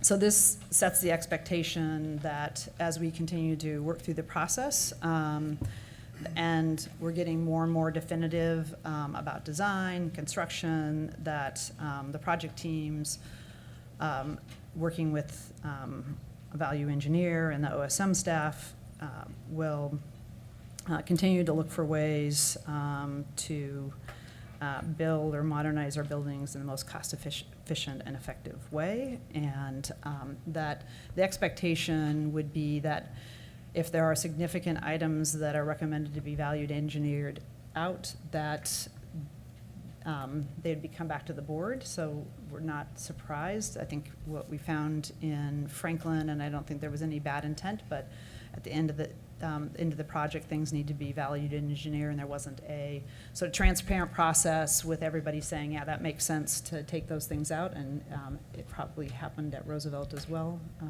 And again, it was great those schools opened on time, but we want to make sure that we, in the future, that we're intentional about what we're agreeing to value engineer out. And then the last part of it, and this is, Director Bailey suggested that net long-term cost increase will not be sacrificed for short-term. There's an error, so I'm going to ask for an amendment. Yes, it should say net long-term cost savings will not be sacrificed for short-term savings. So that the concept that Director Bailey was, that I did. Is the concept is we're not going to take some short-term, we're not going to take some savings that gets us short-term savings, but then has a long-term net cost increase. And again, this is being really thoughtful about how we approach value engineering and our costing project, because we don't, again, we're building these buildings for the long term and want to do it right. So that's the gist of the resolution. And Ms. Large, would the first thing be to correct the last word in the sentence before the board considers the actual resolution? Yes. Do you want to ask for a motion for the? Do I have a motion to make that word change? Sorry. We haven't. Do we have to get the amendment or the resolution on? So you have to, sorry, the first thing you have to do is have a motion for the So amendment. moved. Okay. Second. So do we have a number for this resolution? 5714. 5714. So resolution 5714 has been moved by Director Bailey and seconded by Director Anthony. So do we have any commentary? Can I now move the amendment to amend the last sentence of the resolution in number 3, change the word, should read, when value engineering net long-term costs, the next word should be savings, and strike increases, or insert savings, strike increases. Okay, we vote? Now we got to get a second. Oh, can we get a? So I actually think I have a clearer phrasing if you give me 2 seconds to pull that. I can fill your, while you're looking, with just a couple of thoughts. One is, I guess I'm fine to leave item 1 under the resolution, even though it's not a recommendation that we have a performance audit no later than March 31st. I think we have an executed contract. So it's not really necessary to call for by resolution, but that's not a big deal. But item number 2, I think it's important to put it in the context of, I think it's a good idea. It's important to put it in the context of our calls for ongoing review of the educational specifications, which the BAC has called for and OSM has underway, but we don't have a consistent reporting structure back about where are we with this process of EdSpec review, and I don't know if it's beyond the BAC's, I don't know if that's something that the BAC is regularly revisiting with the Office of School Modernization. It is something that our Bond Accountability Committee has called for. So I would just amend the first sentence of the second part of the resolution to say, as part of our current review of educational specifications, superintendent will also identify essential building features and structures. So Director Consom, I just from a governance perspective, we're right now talking about the proposed amendment to Is that not paragraph is that not 3. friendly enough? I don't think it's unfriendly at all. I just want to make sure we're clear which amendment we're talking about and take them individually. Okay. So So do we need to, are we you- just I know talking you were about trying our to be fix efficient. to item 3? We're still trying to fix, we have a motion to amend the last sentence. I was just filling the space I- before Scott came up with his brilliant wording. I think it was very efficient, just before we got to the specific language Yeah. of the next amendment. Okay, so can I? Go for it. Can I proceed? So change the last sentence to read, the goal of the value engineering process will be to lower short-term costs without increasing long-term life cycle costs. Did Does you get scan- that, Ms. does Hewson? scan better? And I've got it in writing that I can. Does that scan better? So this is still your motion to adopt this change, just to clarify. Yes. Yes, this is. Right. So This is the amendment 1 to what he the said. motion. I moved, the motion would be to amend the last session with the language that the last sentence with the language that Director Bailey has provided to Ms. Hewson. Okay, could you read it again, Ms. Hewson? The goal of the value engineering process will be to lower short-term costs without increasing long-term life cycle costs. Second. Okay, so All in favor of the amendment? moved by Director Brim Edwards, seconded by Director Anthony. And just a note, I'm impressed that Ms. Hewson could read my handwriting. Yes? Okay. So, any further discussion on this? Okay. Those in favor say yes? Only to say that, well, first of all, I appreciate a previous discussion where we agreed wholly that any deviations from the master plan would always be brought forth to the whole board and for public visibility, first of all. But what I appreciate about these additional provisions is, one, we're going to bring in professional auditing throughout this process for the long term. That's our intention. The other is that similarly, when we talk about value engineering, that those are also made transparent. What I also appreciate is for those schools we already did that with, that we'll look at those again and see whether we want to prioritize going back in any of those cases. So for those schools and for the sense of equitable facility building, that we're doing that. I really appreciate that because we're building a new building for Lincoln, which I think we've all agreed is the most cost-effective way to modernize the school. It also allows us to, when we're asked about it from other communities, to not have them argue that you shouldn't give that to Lincoln, but rather these are expectations we have for all of our schools, and we're going to try and set a sort of consistent base standard that the students at Franklin deserve the same level of security measured at the front of the building that the students at Lincoln and Madison will have, because that's what we've built into the ed specs in this bond. And I thank you for your comments, but we're still on the amendment before we get to the. Right, okay. But they're still appreciated, for sure. My appreciation was out of order. So you can repeat it. Okay, vote. So all those in favor of the amended last sentence, please say yes. Yes. Yes. All opposed, say yes. Please say, all those opposed, please say no. Any abstentions? Student representative? Yes. Okay, so this amendment passes by a vote of 7-0, with the student representative voting yes.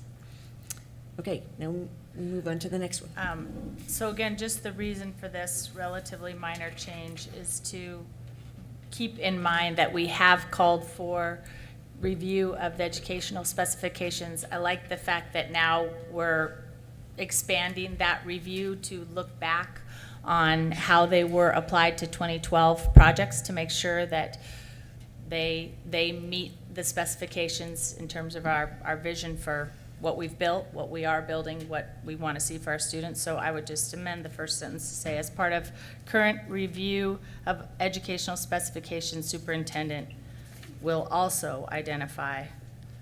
And So then, you're just adding a clause at the very. yes, because it puts it in the context of I'm the sorry, could you- calls for review of the ed specs. Could you read it again? Sorry. Just as part of current review of educational specifications, the superintendent will also identify blah, blah, blah. That's a friendly amendment. I second it. I guess I realized why I acted prematurely earlier, is because as if these ed specs evolve in any way, and we're moving forward with those revised ed specs, then am I to assume that for all previous projects, which as we get down the road, we would need to revisit. If our ed specs evolve, we will have completed certain projects. It would be fair then to also include those under the second provision that we just remind ourselves that for prior built schools or modernized schools, we may have to go back and incorporate those newly evolved ed specs. Certainly. Yes? Evaluate and have conversation about it. Yeah, it doesn't commit us to absolutely act every time, because if we're 20 years down the road and Franklin's due for a new 10 years out, it may not be practical to say, fix this now, for example. Okay, so do we have, It's been moved and seconded. It's been moved and seconded, okay. Can, Ms. Houston, did you get that wording? Yes, I did. Could you please read it out again? As part of current review of educational specifications, comma, the superintendent will also identify, and so forth. Let's do that on the mic next time. You got it. It's just Okay. Okay, so, I'm not, did we get a second? You second, okay. okay, so we can vote now, right? Yeah. Yep, okay. So, all in favor, say yes? Yes? Yes. Yes? Yeah. Opposed, say no? Okay, the motion passes by 7-0 with the student representative voting? Yes. Yes. Okay. All right, so now we're voting on the underlying resolution number 5714 As amended. as amended. So can I just add one thing before we vote, since we didn't have a discussion? Sorry. There was something I Okay, realized. so we've already moved and seconded this, so discussion. Go ahead. So I just wanted to add, I had a chance to, and Mr. Spellman can correct me if I'm wrong, but I had a chance to share this with him this afternoon, and I think that the general comment is generally supportive as an individual. Of course, this hasn't come before BAC, and that with a particular focus on number 3, of the resolved. Is that correct? Which is the value engineering portion. So I just wanted to add that. Okay. Just want to include, we talked about makeups. Our discussion at our last work session on the grant field situation, that's unfunded at this point. And so in terms of looking ahead to where we're going to get the money for that, that's front and center for me. Whether it's the Northfield on the Grant campus, or on Parks property adjacent to the Grant campus, or whether that's through some kind of partnership going forward with Portland Parks. We need to have some money for that. Okay. Any further discussion? Okay. So let's vote. All in favor of this amended resolution 5714, please say yes. Yes. Yes. Julie, was that a yes? Yes. Okay. All opposed, say no.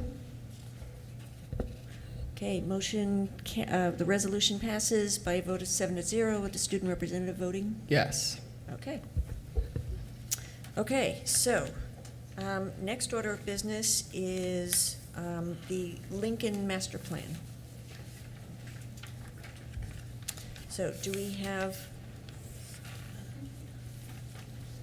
Okay.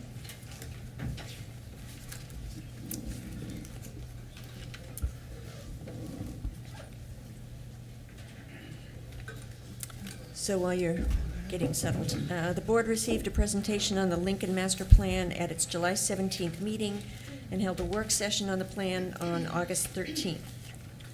And I'd like to invite Dan Young, Senior Director of the Office of School Modernization, to give us an update. Okay, thank you for the time tonight. With me, I have Eric Gurdon, Senior Project Manager, and Chris Lynn from Board Architects. The agenda item tonight is consideration of the Lincoln High School Master Plan. In your packets, you will have a staff report, a master plan report, and the resolution, of course. The materials in there, or the master plan, is substantially similar to the one that was reviewed 2 weeks ago on the 13th. And we are here to answer any questions about the materials in the packet. And I'll let Chris and Eric have some opening words. Thank you, Dan. Dan and Eric wanted me to remind the board that this project has some site-specific requirements that we're going to very carefully track as we move forward, especially as they relate to cost. And generally, these fall into 3 categories. One is there are geotechnical conditions on the site that require deep foundations and soil stabilization. 2, there are access limitations for the construction teams, not only to the site, but on the site as well, due to 2 very large utility easements that run through the site and bisect the property. And 3rd is that there are numerous jurisdictional requirements defined in the Central City Design Guidelines, things like requirements for green roofs and bird-friendly glazing and pedestrian access, other material and detailing issues that need to gain approval from the Design Commission before we can build the project. So we're going to track all these items very carefully so that we can be transparent about their impact going forward. Great, thank you. So I just wanted to also clarify to the board that since our board work session that we had with you a couple weeks ago, our steering committee met to review and discuss some of the topics that were discussed at the work session. And the steering committee came up with recommendations for making some adjustments to the area program for the master plan, which have been summarized in your executive summary and are in the materials that you have. So we're here to answer any questions that you may have about any of the materials that you have before you. So could you say what those recommendations were? Sure. Let's just move forward to.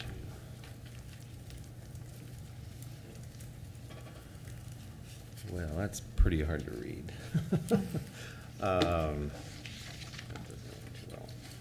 So, Page 6. yeah, page 6 in your materials, we have a 7 items that the steering committee has recommended for adjustments to the area program of the project. Just want to clarify at the beginning here that these adjustments do not make an increase to the project size or the cost. These are just looking at various components of the program that were discussed and making adjustments accordingly based on board discussion. So we have item 1, which is related to the construction CTE program that was discussed as a possible add to the project. In the spirit of wanting to keep control of the costs and not increase the project, we've worked with the design team to come up with a plan where we can co-locate makerspace and scene shop space that supports theater activities to be more flexible for future use for potential construction CTE program without having to add additional space. The previous plan that was reviewed at the work session had a separate dedicated wrestling room and a separate movement yoga dance room. Within the ed spec, that those spaces can be shared, and so and that's what we've seen happen at other projects. So to make adjustments to that space, we've decided to co-locate the wrestling with that movement and yoga space.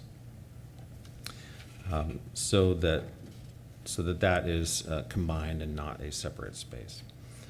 There was in the program a dedicated partner health classroom that's related to a specific program that a potential partner wanted to bring to the project.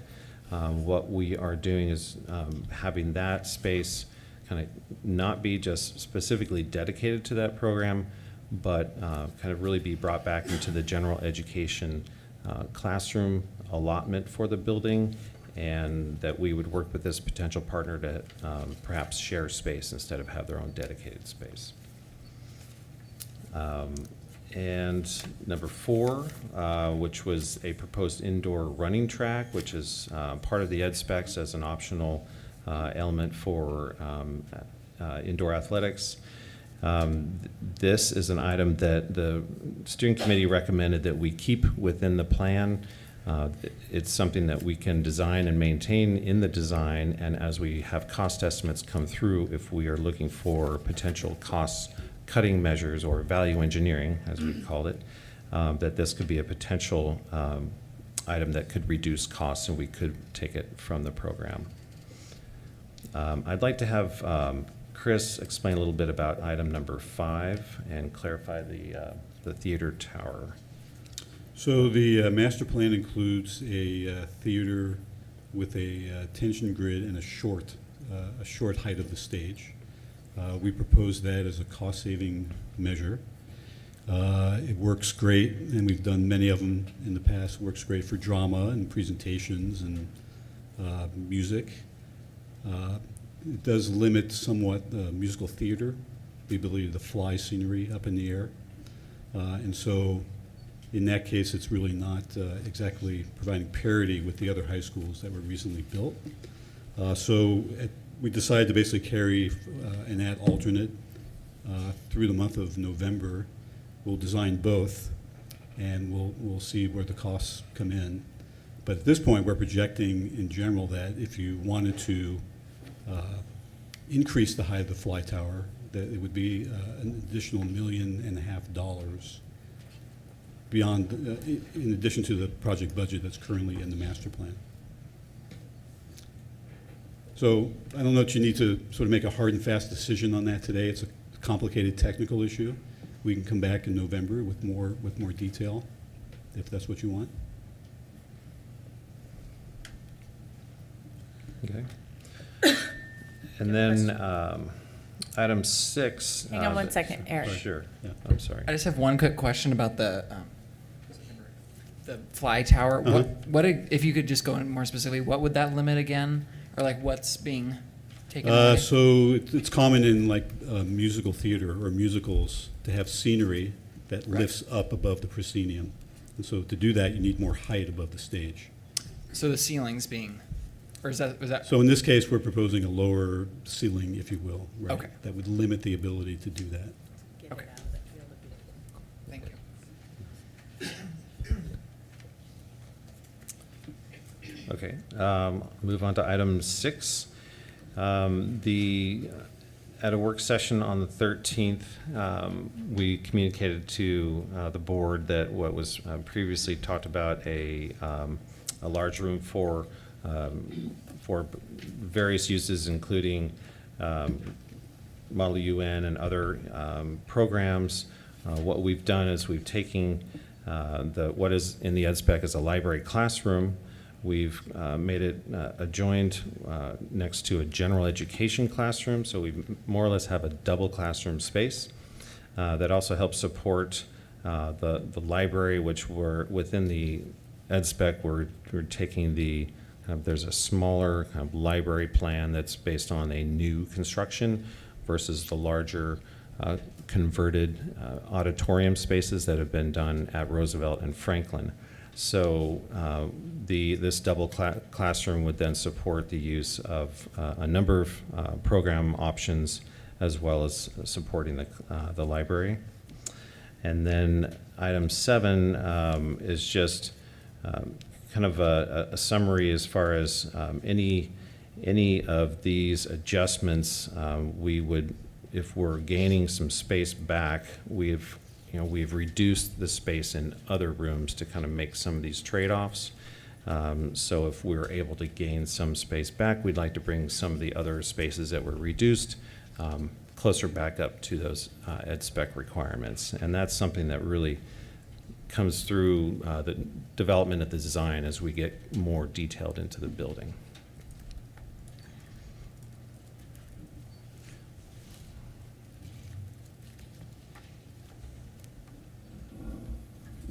Any questions? Just generally, or is that where we are? We're at the question phase. Okay. One question is, there was one other element you were going to look at that had to do with energy costs, which would be a higher upfront cost, but with a potential payback through lower energy costs, and you were going to come back with some kind of estimate. Is that still unresolved? Yeah. Or Yeah, so I think you're referring to the utilization of Tanner Creek, which runs under the site. Our engineering team had proposed a heat exchange system that would help heat the building in the wintertime. Subsequent to that communication with the board, our team has had meetings with City of Portland staff regarding that. The staff at City has said that they are in support of that system. Unfortunately, they're looking at the actual flow of that underground creek. The flows are not strong enough or heavy enough for us to actually utilize that water. So even though we have support for doing that, unfortunately, it looks like the actual the actual system wouldn't perform as well as we'd like to. So looks like it's off the table now.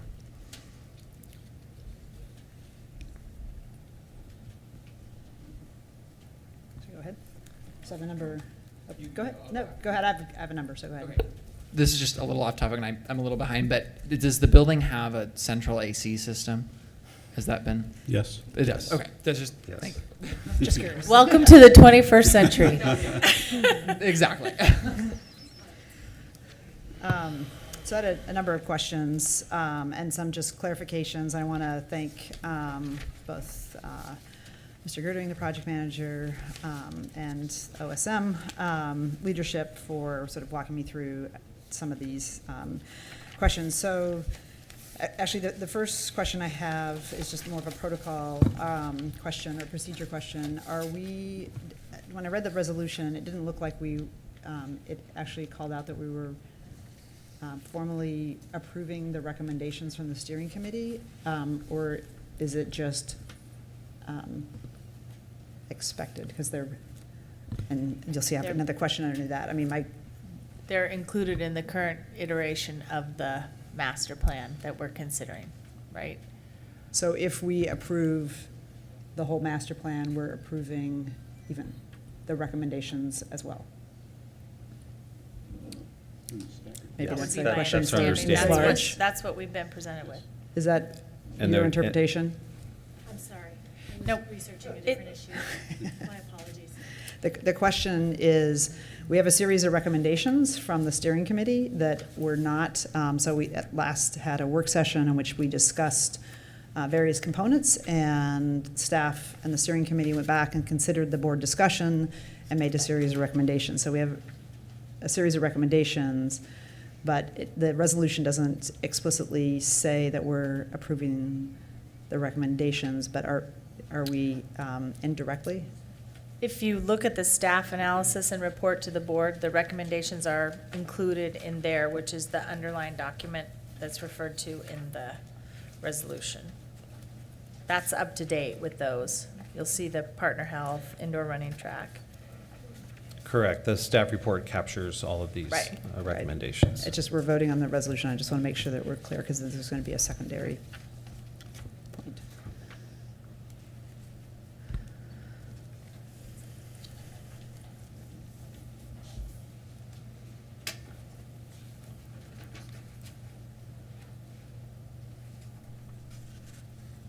I Do you really need to defer to staff who are tracking the precise language. Technically, whether the resolution picks up those recommendations, actually substantively can't tell you, Dan.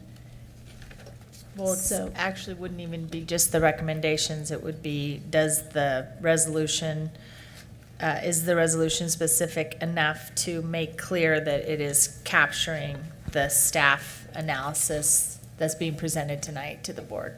Yeah, maybe for clarity's sake, it would be to add one more point on there to say that. Maybe the- adoption of the friendly Yeah, amendment. of the includes the recommendations. recommendations. Okay, so Which- I'll move that in a minute. Second. Oops. Well, No, we haven't done it yet. It's coming. We're all ready now. I think it's implicit, but. So the reason why this came up is, so we can deal with it in a moment. But when I looked back at all the charts at the end of the document on that start with page 24, which is like literally the very small font, line by line, all the estimates of the space. When I looked at it, it actually, those line by lines don't include as if the recommendations are being adopted. And we spoke about this the other day, and we just talked about whether we needed a final document that actually included, as if we passed the recommendations, what some of those things, the adjustments, correct?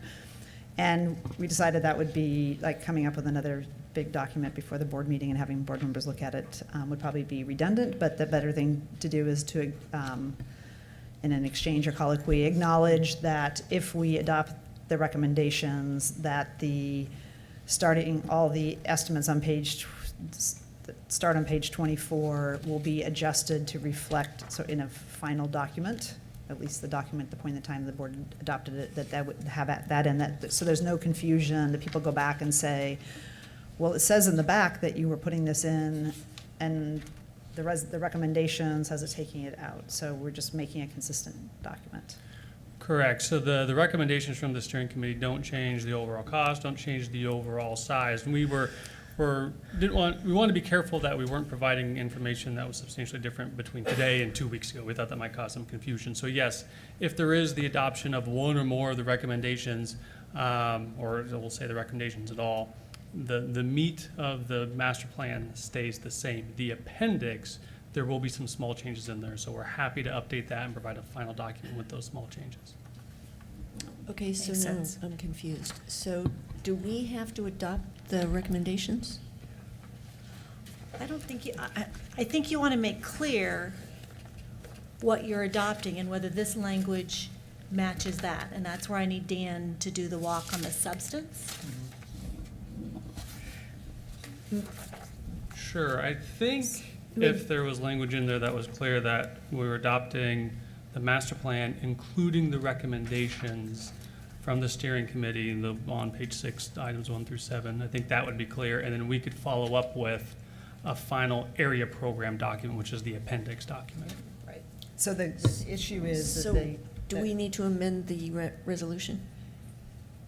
So if we do that, what I'm sort of now moving on is then we need to make sure the charts in the back actually reflect that we've adopted the recommendations, because they don't. So for, just to use an example, the partner room or the wrestling room is still separate in the chart. So if you were a community member and you're looking back through here, you'd say, yeah, but what you approved had it as separate, even though the recommendations say they're gonna be one. So say if we move to put the explicit about the recommendations, what we were suggesting is after it's been approved, that they just do the cleanup or reconciliation so that the charts match what we actually are approving versus the pre-recommendation. Correct, yeah, and it'll be fairly minor. I think it is actually just those 2 items, I think. Yes. Okay, so do we need to amend the resolution? Sounds like we do. I'm going to say we do. Yeah. Let's Probably do. Let's I do. think More explicit. I think so. Okay. But again, it's mapping Okay, let's do. the substance to the Let's do it, governance. just to do it. Okay. Can I go ahead and just work, if you don't mind? And then, in addition, I just want to note there were some small errors in the columns in the back, starting on page 24, but like one that I guess I want to call out is the teen center. Looks like it was eliminated, but it really wasn't. That could be part of the cleanup, so it's just a couple minor numbers. In addition, on page 34, there's some small sped spaces that were removed that, again, just some cleanup to make sure that what we're actually adopting is what we said we were adopting. Let's see, a couple other. Thank you for the universal design numbers. So this is a question, oh, Mr. Fontaine is left. So, maybe this is a Peyton, Ms. Chapman? Here's my question. Is on the ed specs capacity on page 22. With these ed specs, and given our conversation the other night about the number of classes, do we have enough classes for 1,700 students to take 70 to 80% of 70 to 80% of them taking a full class schedule? Yes, we do. Okay. Yes. Oh, you got the answer? Yes. Okay. Yes, we do. Perfect, okay. And then this is a sort of policy question for the board. On page 24, there's a line item that's this new line item, which is the market volatility contingency. Right, this is over and above escalation, correct? Correct, yes. So I'm going to suggest that, and I don't know if we need to do it now, or we just, since this may be a component of future projects, but have a discussion about, so this is a line item, in this case, it's $7 million, correct? Is that any savings that, say if we have less volatility than we think, that the savings would go back into the larger PPS bond funds versus being used to cover other portions of the project. And conversely, so no harm, no foul, that if there's more volatility that we, than $7 million worth, that the understanding would be that would be covered by the district, not the going back to the school with, you're building in a more volatile time, you need to, come up with another $4 million out of your project. So it's really a policy question. If we have this in here, you know, who gets the upsides and the downsides? And it seems like it's most appropriate for the district to take that risk, well, the risk and the benefit, versus the individual project. So I don't know if you want to discuss this later or. I think in a work session, in our work session, because it's just another way of characterizing contingency. So we would want to look at it relative to project contingency, program contingency, the whole bigger picture. We'll actually view it a little bit differently because we're adding it into this project, and it's, I mean, it's either a windfall or like a totally unexpected, unfair burden to put on a project if it goes either way. Just the way it's worded, so it seems like that would be, because it's something the school can't control.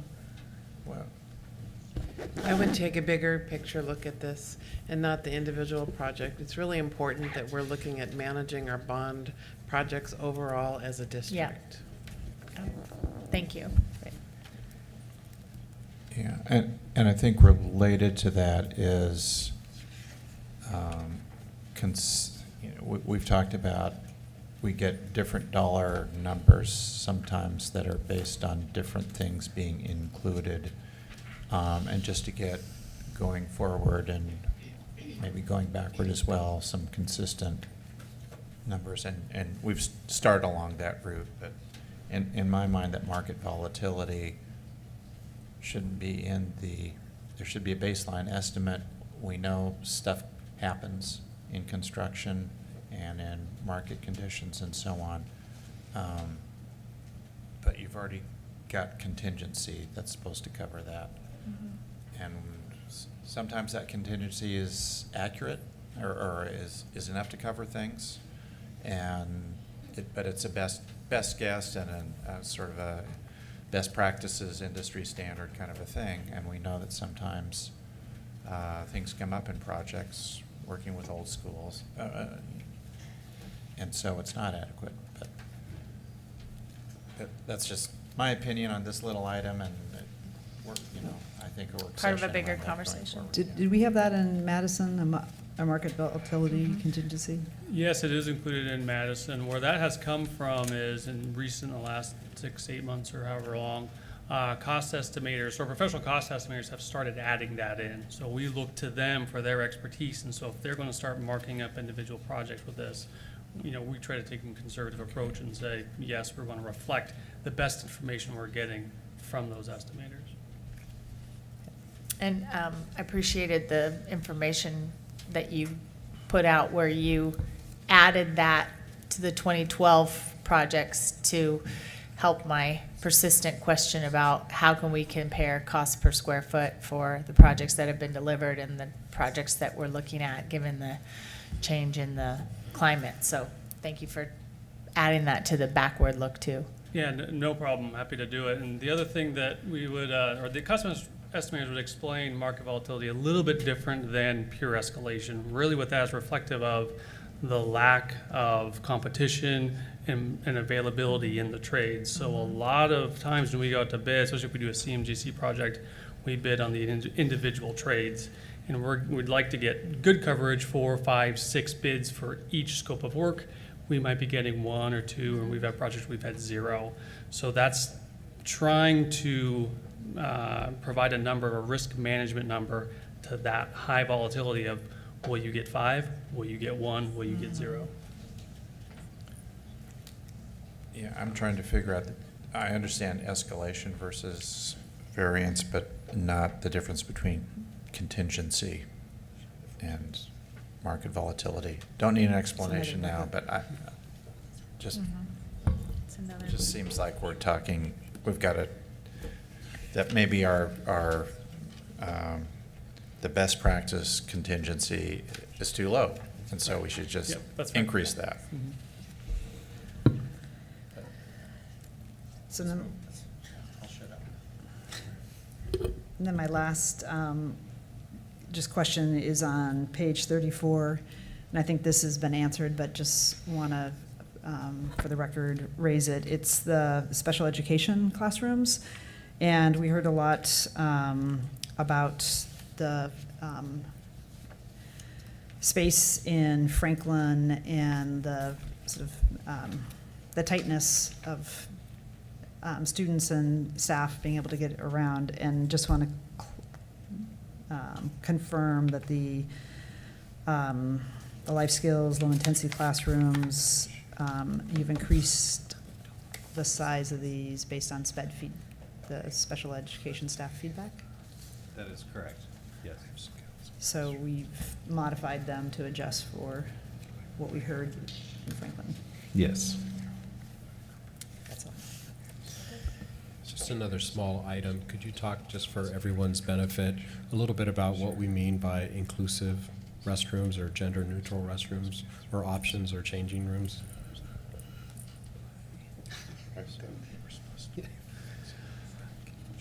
Sure. So we are following kind of the lead that the grant project has taken, where we are providing a variety of restroom spaces within the project. So we will have what we've called gender inclusive restrooms, where those are individual private stalls that are in one restroom for anyone to use. In addition to having some single-use restrooms that are also located near those restrooms, and then also specific gender restrooms as well, because we've heard also input from the community that there are those that would like to use those facilities as well. So we're really trying to provide kind of the variety that can satisfy everyone's needs for restrooms. So aside from using the restroom, there's also the changing for gym. Yes, so changing for gym, as well as the sort of green room and makeup room for the theater, that we're also looking at sort of an inclusive, gender inclusive space for that activity as well.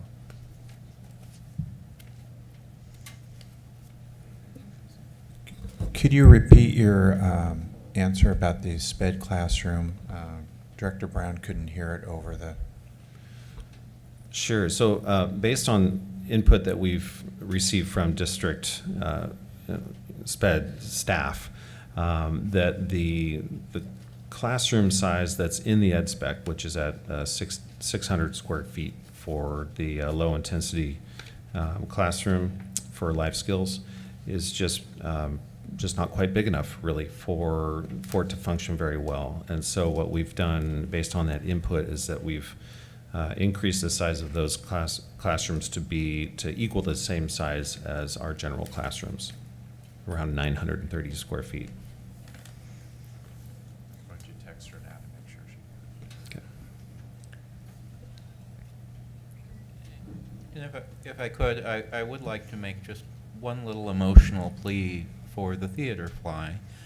My oldest daughter worked the technical theater crew at Benson High School. It was a wonderful experience for her, and it's not just, although musical theater is very important, it's not just that the school can have different scenery for different scenes in a musical. The actual technical work that goes into raising and lowering those stage sets is very in-depth. It's very dangerous work. It's work that leads to some pretty fabulous jobs for quite a number of people in town. And if it's at all possible, I hope that we can do it. And I know you'll try, so thank you. Okay. Can we move to the resolution? Do you want me to, we haven't moved the resolution yet. Okay. So, we'll now consider resolution number 5709, resolution authorizing Lincoln High School Modernization Master Plan as part of the 2017 Capital Bond Program. Do I have a motion? So moved. Second. Moved by Director Brim Edwards, seconded by Director Anthony. Is there any citizen comment? There's not. Okay. Any board discussion on the resolution? Should I Just offer my amendment now? a little clarity on the next steps. So the next point of consideration for the board, assuming passage tonight of the master plan, would be approval of a CMGC contract. Correct. And then at some point, few months hence, and not to exceed budget, similar to what we're approving tonight for Madison? Or, I'm sorry. so just the next step is approval of, when would you anticipate that, approval of contract for Lincoln? Oh, Bringing it back to the board. Gotcha. The initial contract will be done probably end of September for pre-construction services for the CMGC. The GMP, which we'll bring to the board, will be taxing my brain what that schedule looks like. It'll be a year out. 6 year, okay. Probably a year or so. And again, for the folks back home, GMP is? The guaranteed maximum price, which is essentially the title of the final contract value that we negotiate with the construction manager, general contractor. Okay, and then you seem to indicate that in November you'd be back around with some of the options. And I think in relation to some of the amendments that were agreed upon earlier, there's discussion about coming back with a discussion on value engineering.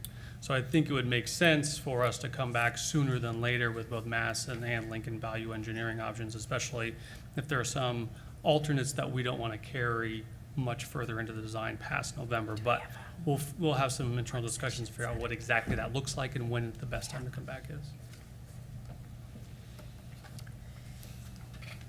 Okay.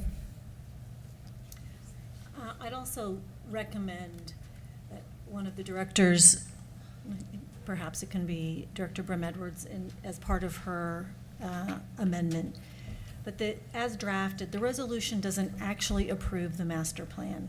It's It needs to be renamed to say the name on this document, which is not the program summary, it's the Lincoln High School Modernization Master Plan Report. And it needs to say, the board approves it. It actually isn't, it implies Right, an the approval, but staff. it doesn't actually say it in the resolution itself. And there was a provision, if you look at the Madison Master Plan resolution, it makes clear the board has approved it. That language is just missing in this resolution. So let me take a stab at it. So it would be to add a third item on the resolution, on the resolve portion, that says, the board approves the Lincoln High School Modernization Master Plan Report with the steering committee recommendations and the final adjustments to the, what are those charts called? The area program summary. The area program summary.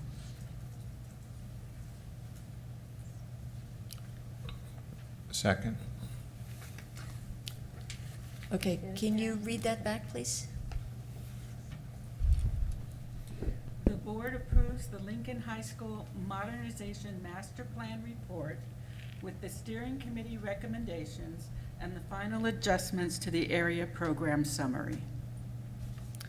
Okay, so we have to vote on the amendment. So, do I have a motion on the amendment? So moved. Second. Okay, so Director Constam moves, Director Anthony seconds the amendment to Resolution 5709. Any discussion? Okay, all in favor say yes? Yes. Yes. All opposed say no? Oh, Julie? Yes, did somebody change the volume? It's harder to hear now. I don't think so. So we should probably just clarify for everybody. Director Esparza Brown is out of town but has been on the phone for the entire meeting. So, Julie, we're voting on Resolution an amendment to Resolution 5709. Did you hear the amendment?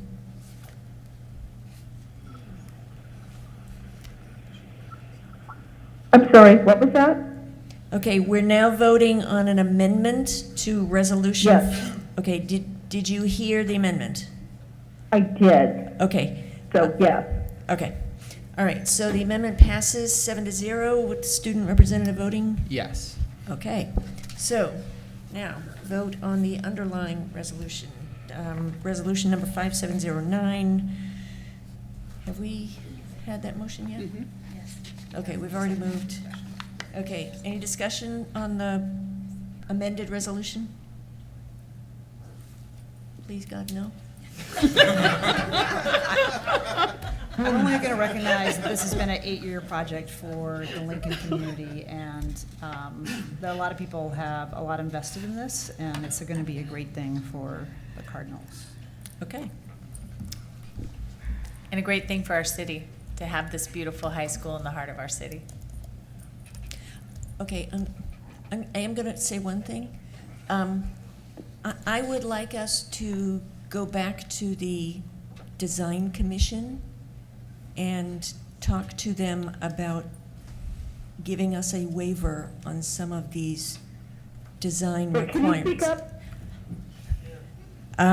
Okay, I would like us, PPS, to go back to the Design Commission and ask for a waiver of some of these additional design requirements that have been imposed. And I think it's a pretty constructive ongoing conversation, and we've already had some flexibility, and we continue to have dialogue about where we need or would like more flexibility from some of the design requirements stemming from building in the middle of the central city, including, you know, state requirements as well. The green, isn't the green roof thing a state?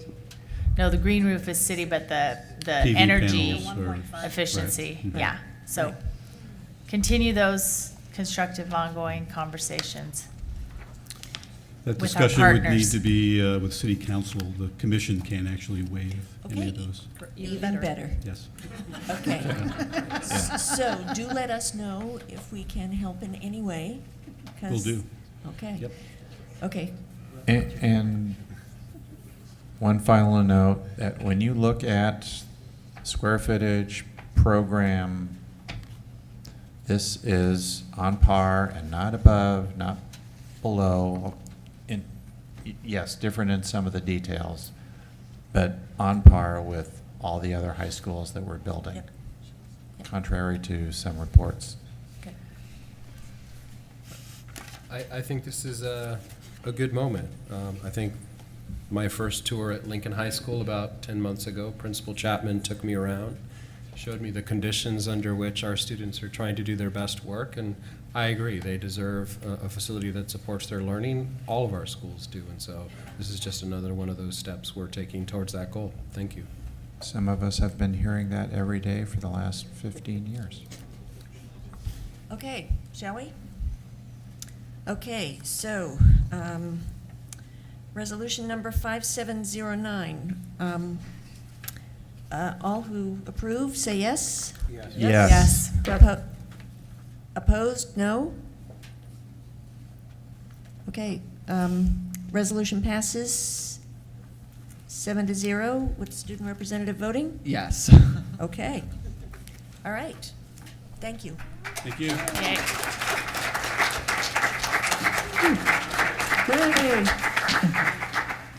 Now I just have to face. Okay, so now we move on to the Madison budget.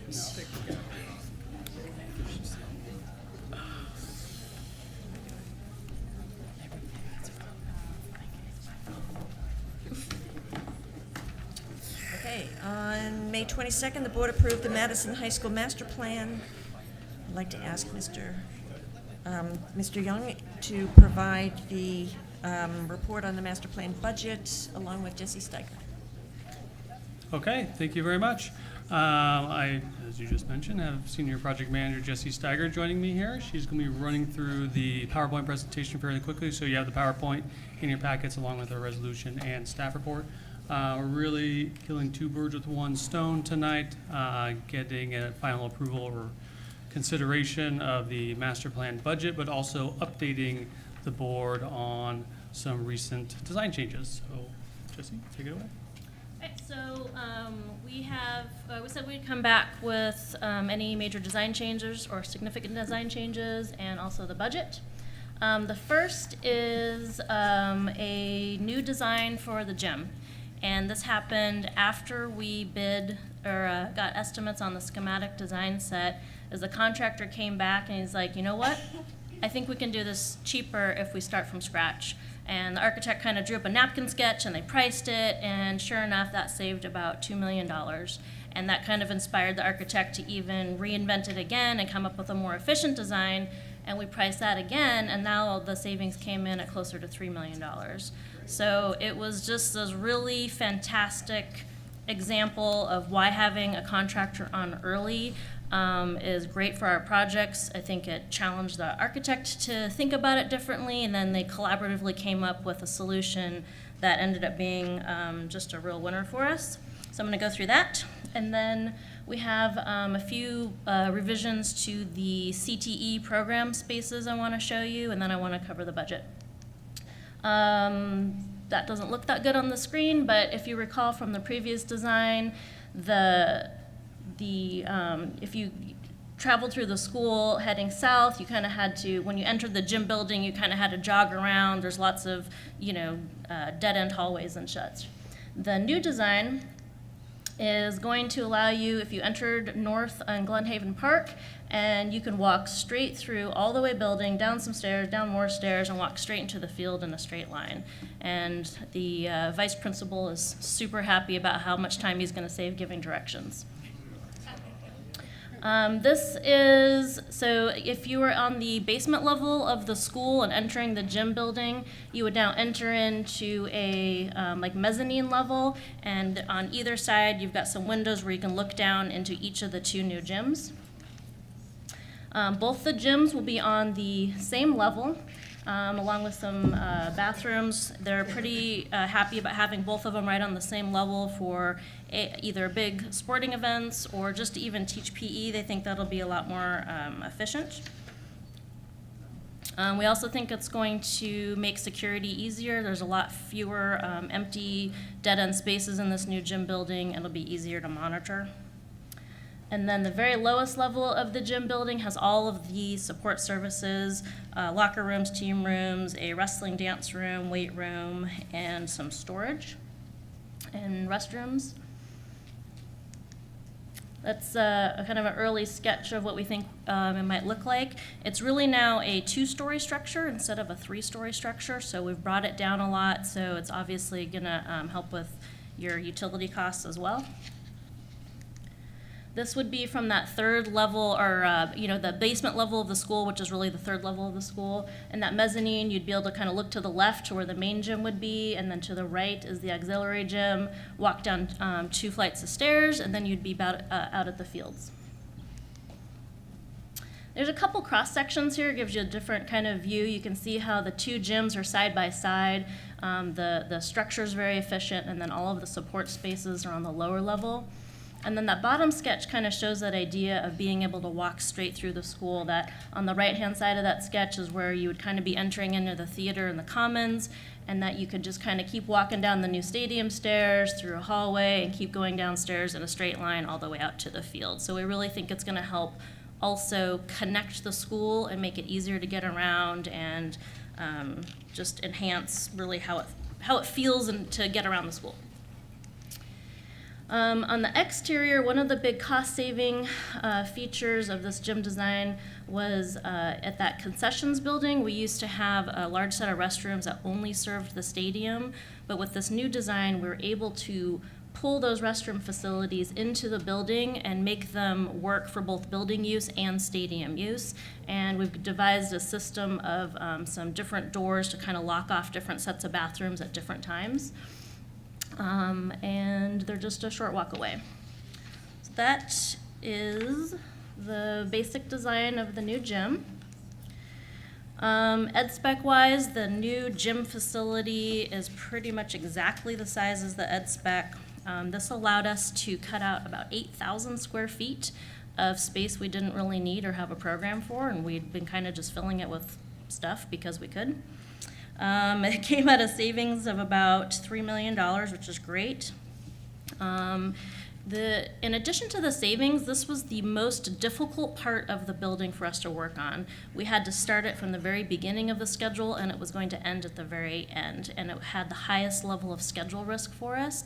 And we also felt like it had the biggest amount of financial risk because the structure was so difficult. So just across the board, like, we eliminated risk, we saved money, we got a better design. We vetted it with both Central Athletics and the school and the steering committee, and everybody's on board with it. So we are pretty excited about this idea. Any questions on the gym? And there's no posts in the wrestling room? And there's no posts in the wrestling room, so yes. Safety improvements all around. And the other design thing I wanted to tell you about is some of the CTE spaces. In May, Madison started adding a construction program, which they just started teaching their first classes yesterday. So we had previously taken kind of the scene shop and just tried to make it a little bit larger to maybe accommodate some future program.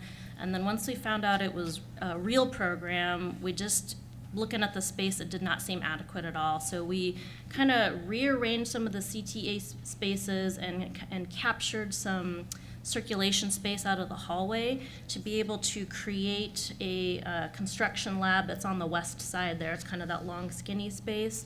So that's about 2,000 square feet. It's about 2/3 the size of the Franklin shop space. So we think it's big enough to accomplish things. It's, maybe it could be bigger. The challenge with that space is, we're expecting kind of the scene shop and the construction space to share, so that might create some operational concerns. And then pending on funding and how well our contingency management goes and the problems we run into, we'd like to design an alternate to create a little L-shaped addition here that would increase the size of this construction space to be about the same size as Franklin, and then also create a little outdoor covered work area, which we think all of the CTE spaces would like to use. And so we're working on an alternate to develop this idea a little further and what that could mean. So that's going to be listed as an alternate for now. Any questions on the CTE? Yes. Yes, please.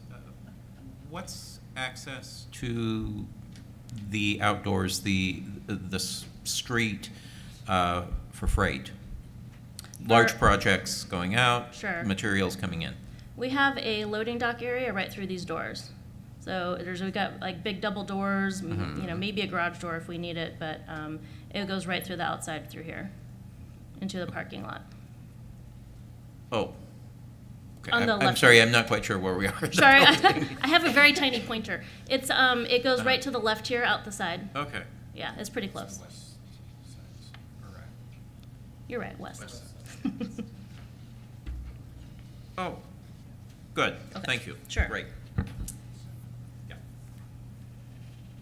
And that brings us to the budget. So where we're at right now is to deliver this school to meet the full ed spec. We're at a total project budget of $199 million.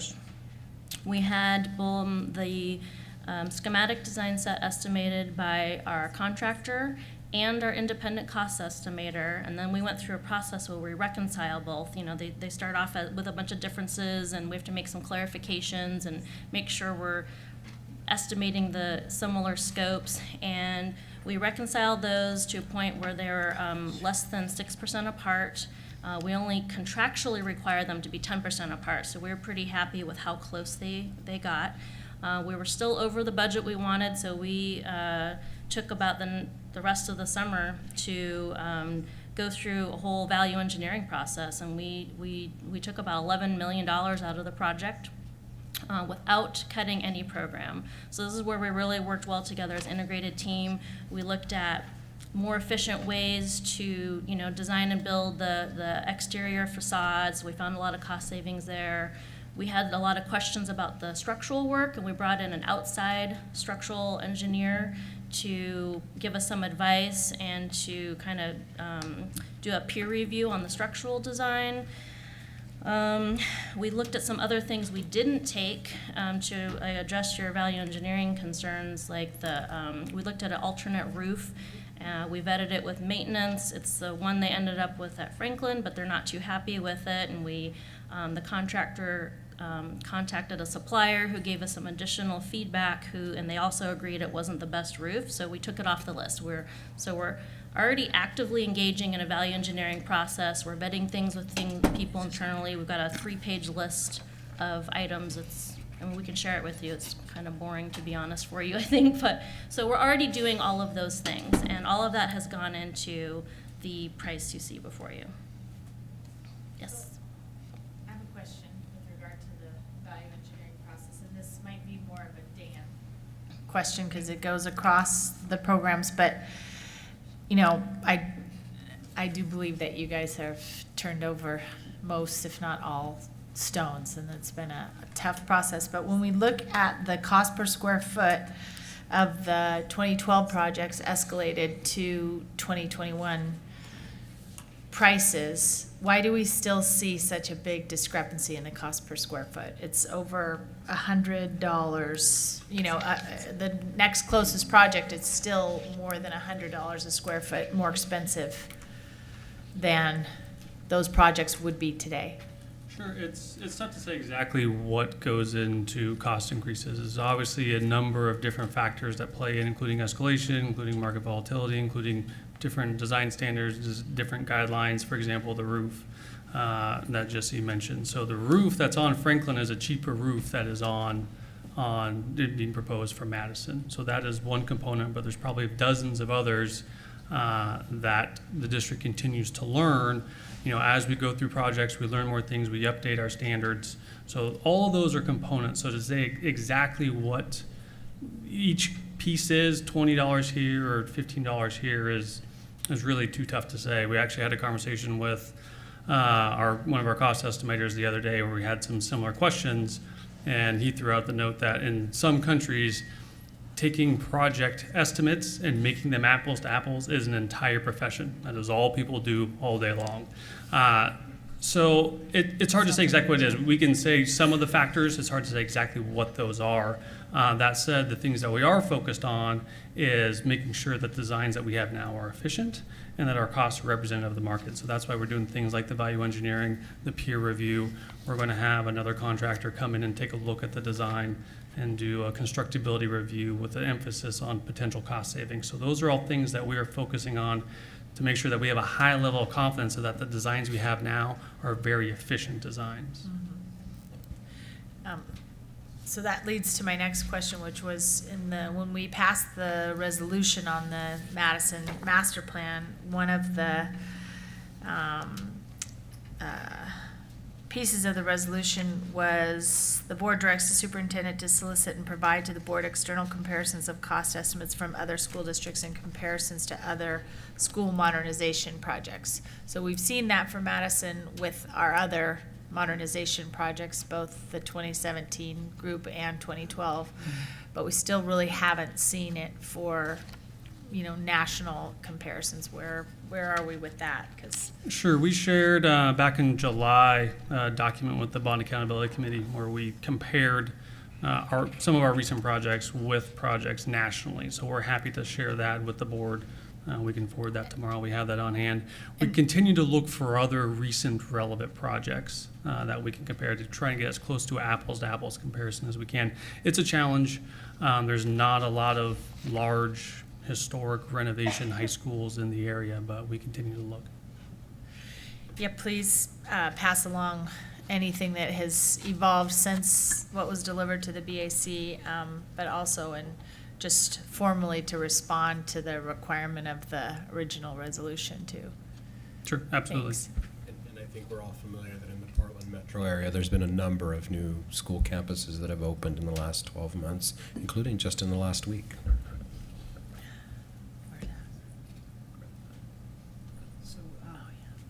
Question.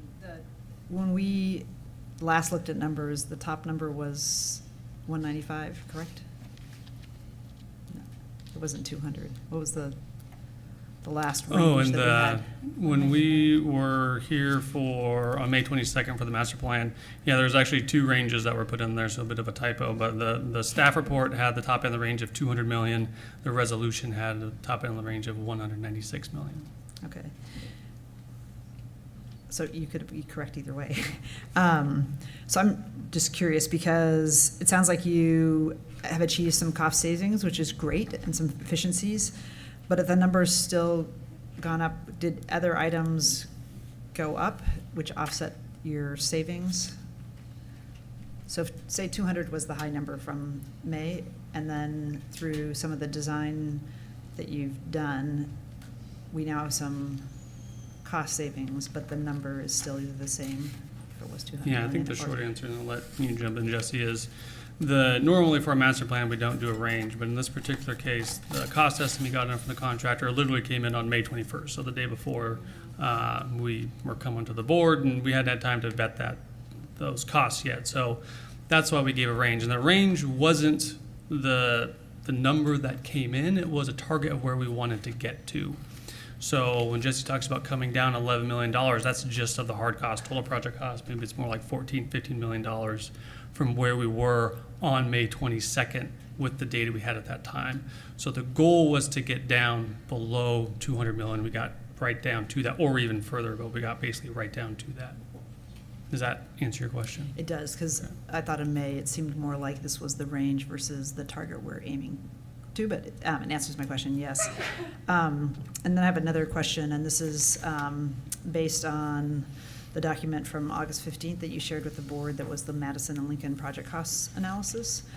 And after tonight's passage of the resolution with the performance auditor, I'm sure we'll get an more exhaustive and complete sort of report, but you had some high-level what you call contributing factors, and one of them was the seismic upgrades to the gym, library, and theaters were not accounted for in the master plan budget that was the basis for the bond.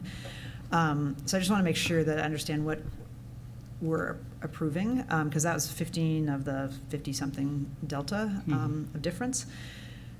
So this was the seismic estimator only estimated a portion of the building, and in fact, the expectation was that the whole building was going to be upgraded? Two components there, and again, jump in if I say anything wrong, is that the standard, which was not a part of the 2012 project standards, so this is another change that contributes to factors, but that is the standard now for the 2017 projects, is that all the projects will come up to current code, including existing spaces will come up to current seismic code. An important note there is if you don't touch a space, that means you don't have to seismically improve it. So the original Madison scope of work included some spaces that would not have seismic improvements to them. So that's one component. The other one is the standard now is that there will be a space in each school, and depending on what that school layout is, it can change with a cafeteria or an auditorium or something, will be seismically constructed to immediate occupancy, meaning a higher level than the base standard. Those two components were not included in the master plan, the original master plan for Madison, but were in the other schools. Does that answer your question? Yes, so while we have a $15 million delta, it will actually have a school that is to the project standards and up to the current seismic codes. Correct.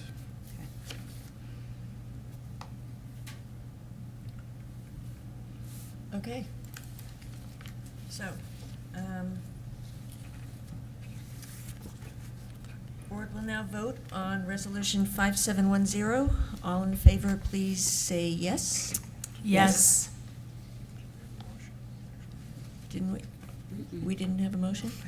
Okay. So all moved. right. I move that So moved. You get a mulligan. we adopt. Details. Okay, so. I move that we adopt Resolution 5710, authorizing Madison High School project budget as part of the 2017 capital bond program. Okay, Director Constam moves, Director Bailey seconds, is repeatedly seconded. Okay, Third, so. fourth. But just to check, is the language okay, and this one, that we don't Okay. have a Lincoln resolution problem? Okay. And are there any changes? No, but I have someone signed up for public comment. Oh, we do have a public comment? We do not have public comment. Yes, we do. We do. Yes. We do have public comment. Her name is Nicole Kennedy. We outlasted Is her. she still here? Childcare issue. Okay. We're a little behind schedule. Okay, so, all in favor of Resolution 5710, please say yes. Yes. Yes.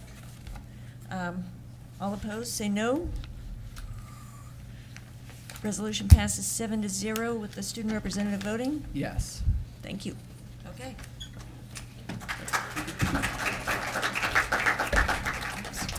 Thanks, Jesse.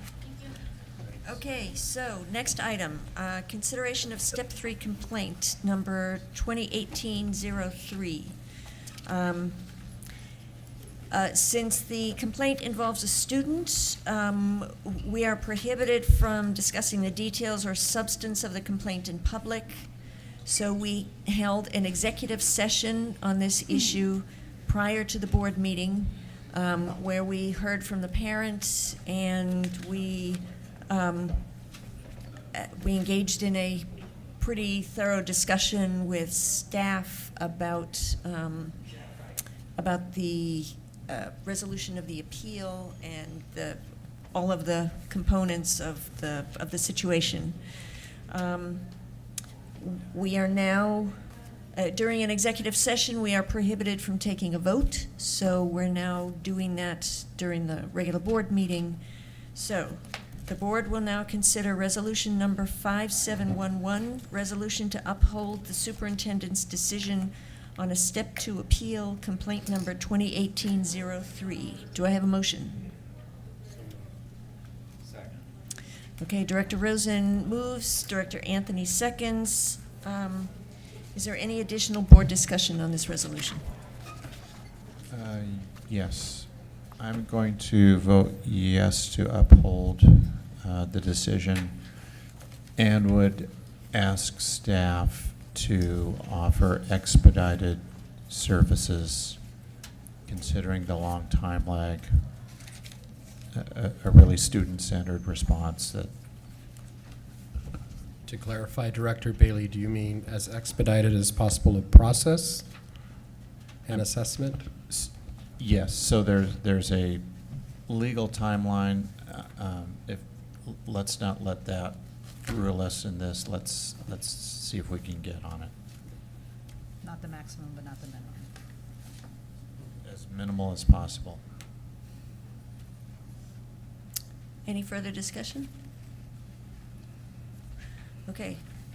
The board will now vote on resolution 5711. All in favor, please indicate by saying yes. Yes. Yes. Director Esparza Brown? Did we lose you? She's off? Okay.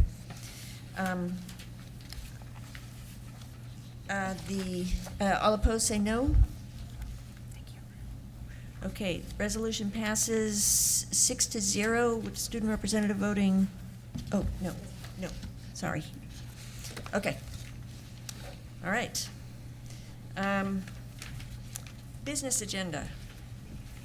The board will now consider the remainder of its business agenda, having already voted on resolutions 5706 and 5709 through 5711.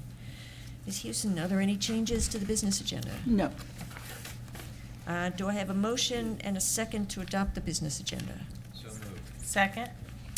Director Anthony moves, Director Constam seconds. Is there any public comment? There's not. Okay. Any board discussion? I had one issue.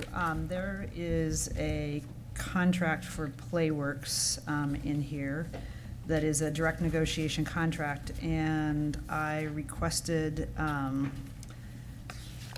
asked the question about whether they had met the metrics of the contracts, and if I could see that, just as a sort of best practice when we have a contract renewing, and the answer was, you're here.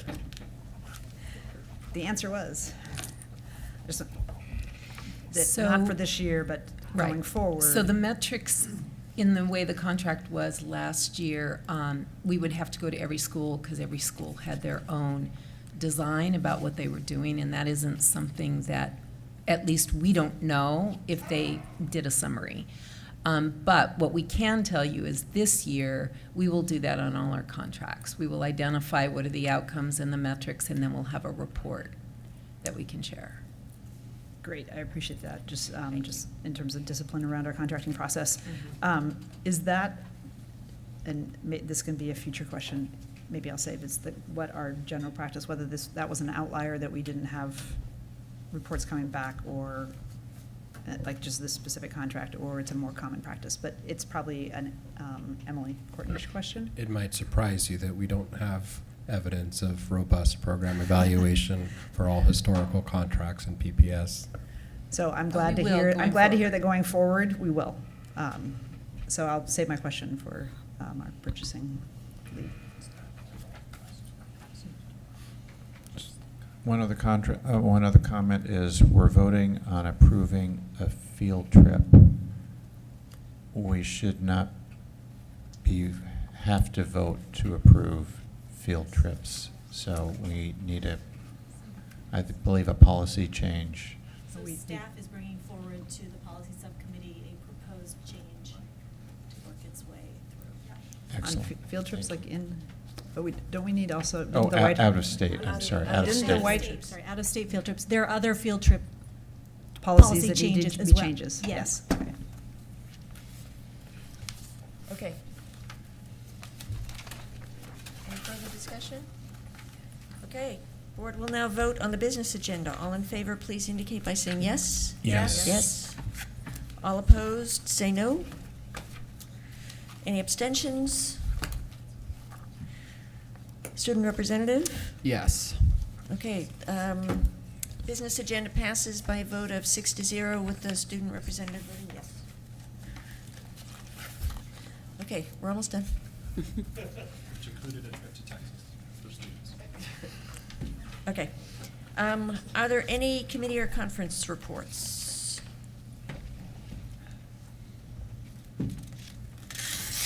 I would like to make a brief mention here.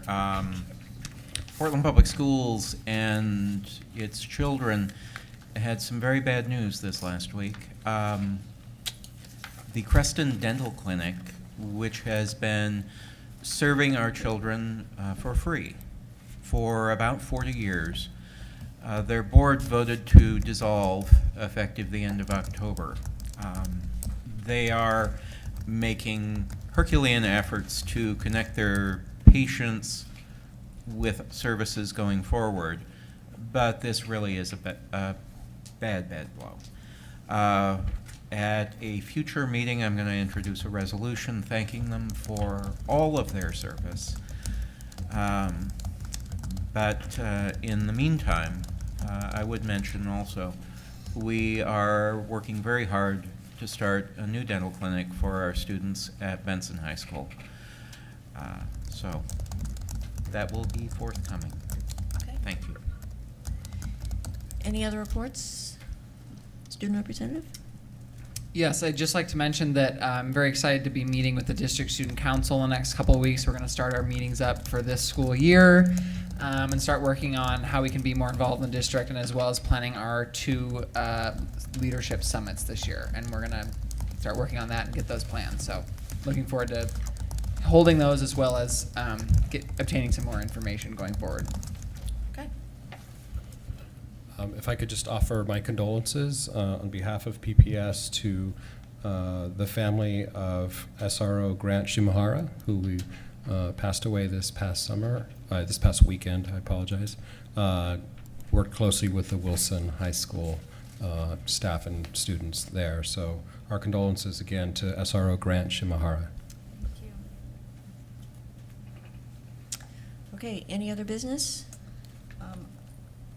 If it didn't seem appropriate, at the beginning of the meeting, but I want to just call out the sort of heroic effort by staff to make sure that the first day of school was a success. The 4 schools I went to, it was just like great energy, kids super excited about their teachers, their classes, and it just seemed like it was the start of the school year we needed, and lots of momentum about the work ahead. So I just want to thank the superintendent and all the staff that made that work. I know people were out in buildings, you know, getting the work done without, that's not my job at all, but more getting it done. So thank you to everybody.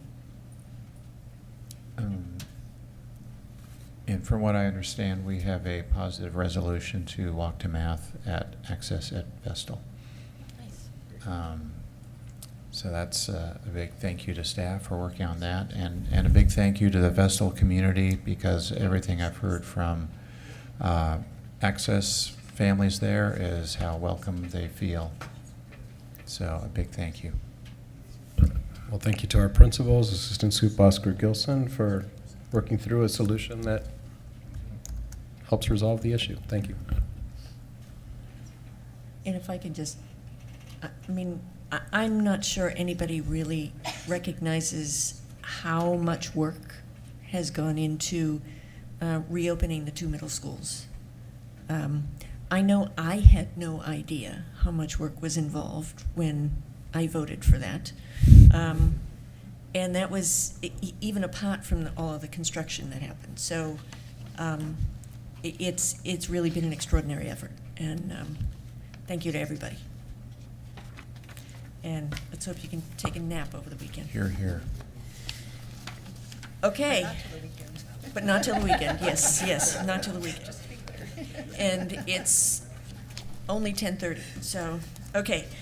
So, the board will follow this meeting with a work session in the Mazama Conference Room, which will be going over the visioning process that we'll be conducting this school year. The next regular meeting of the board will be held on September 4th. This meeting is adjourned.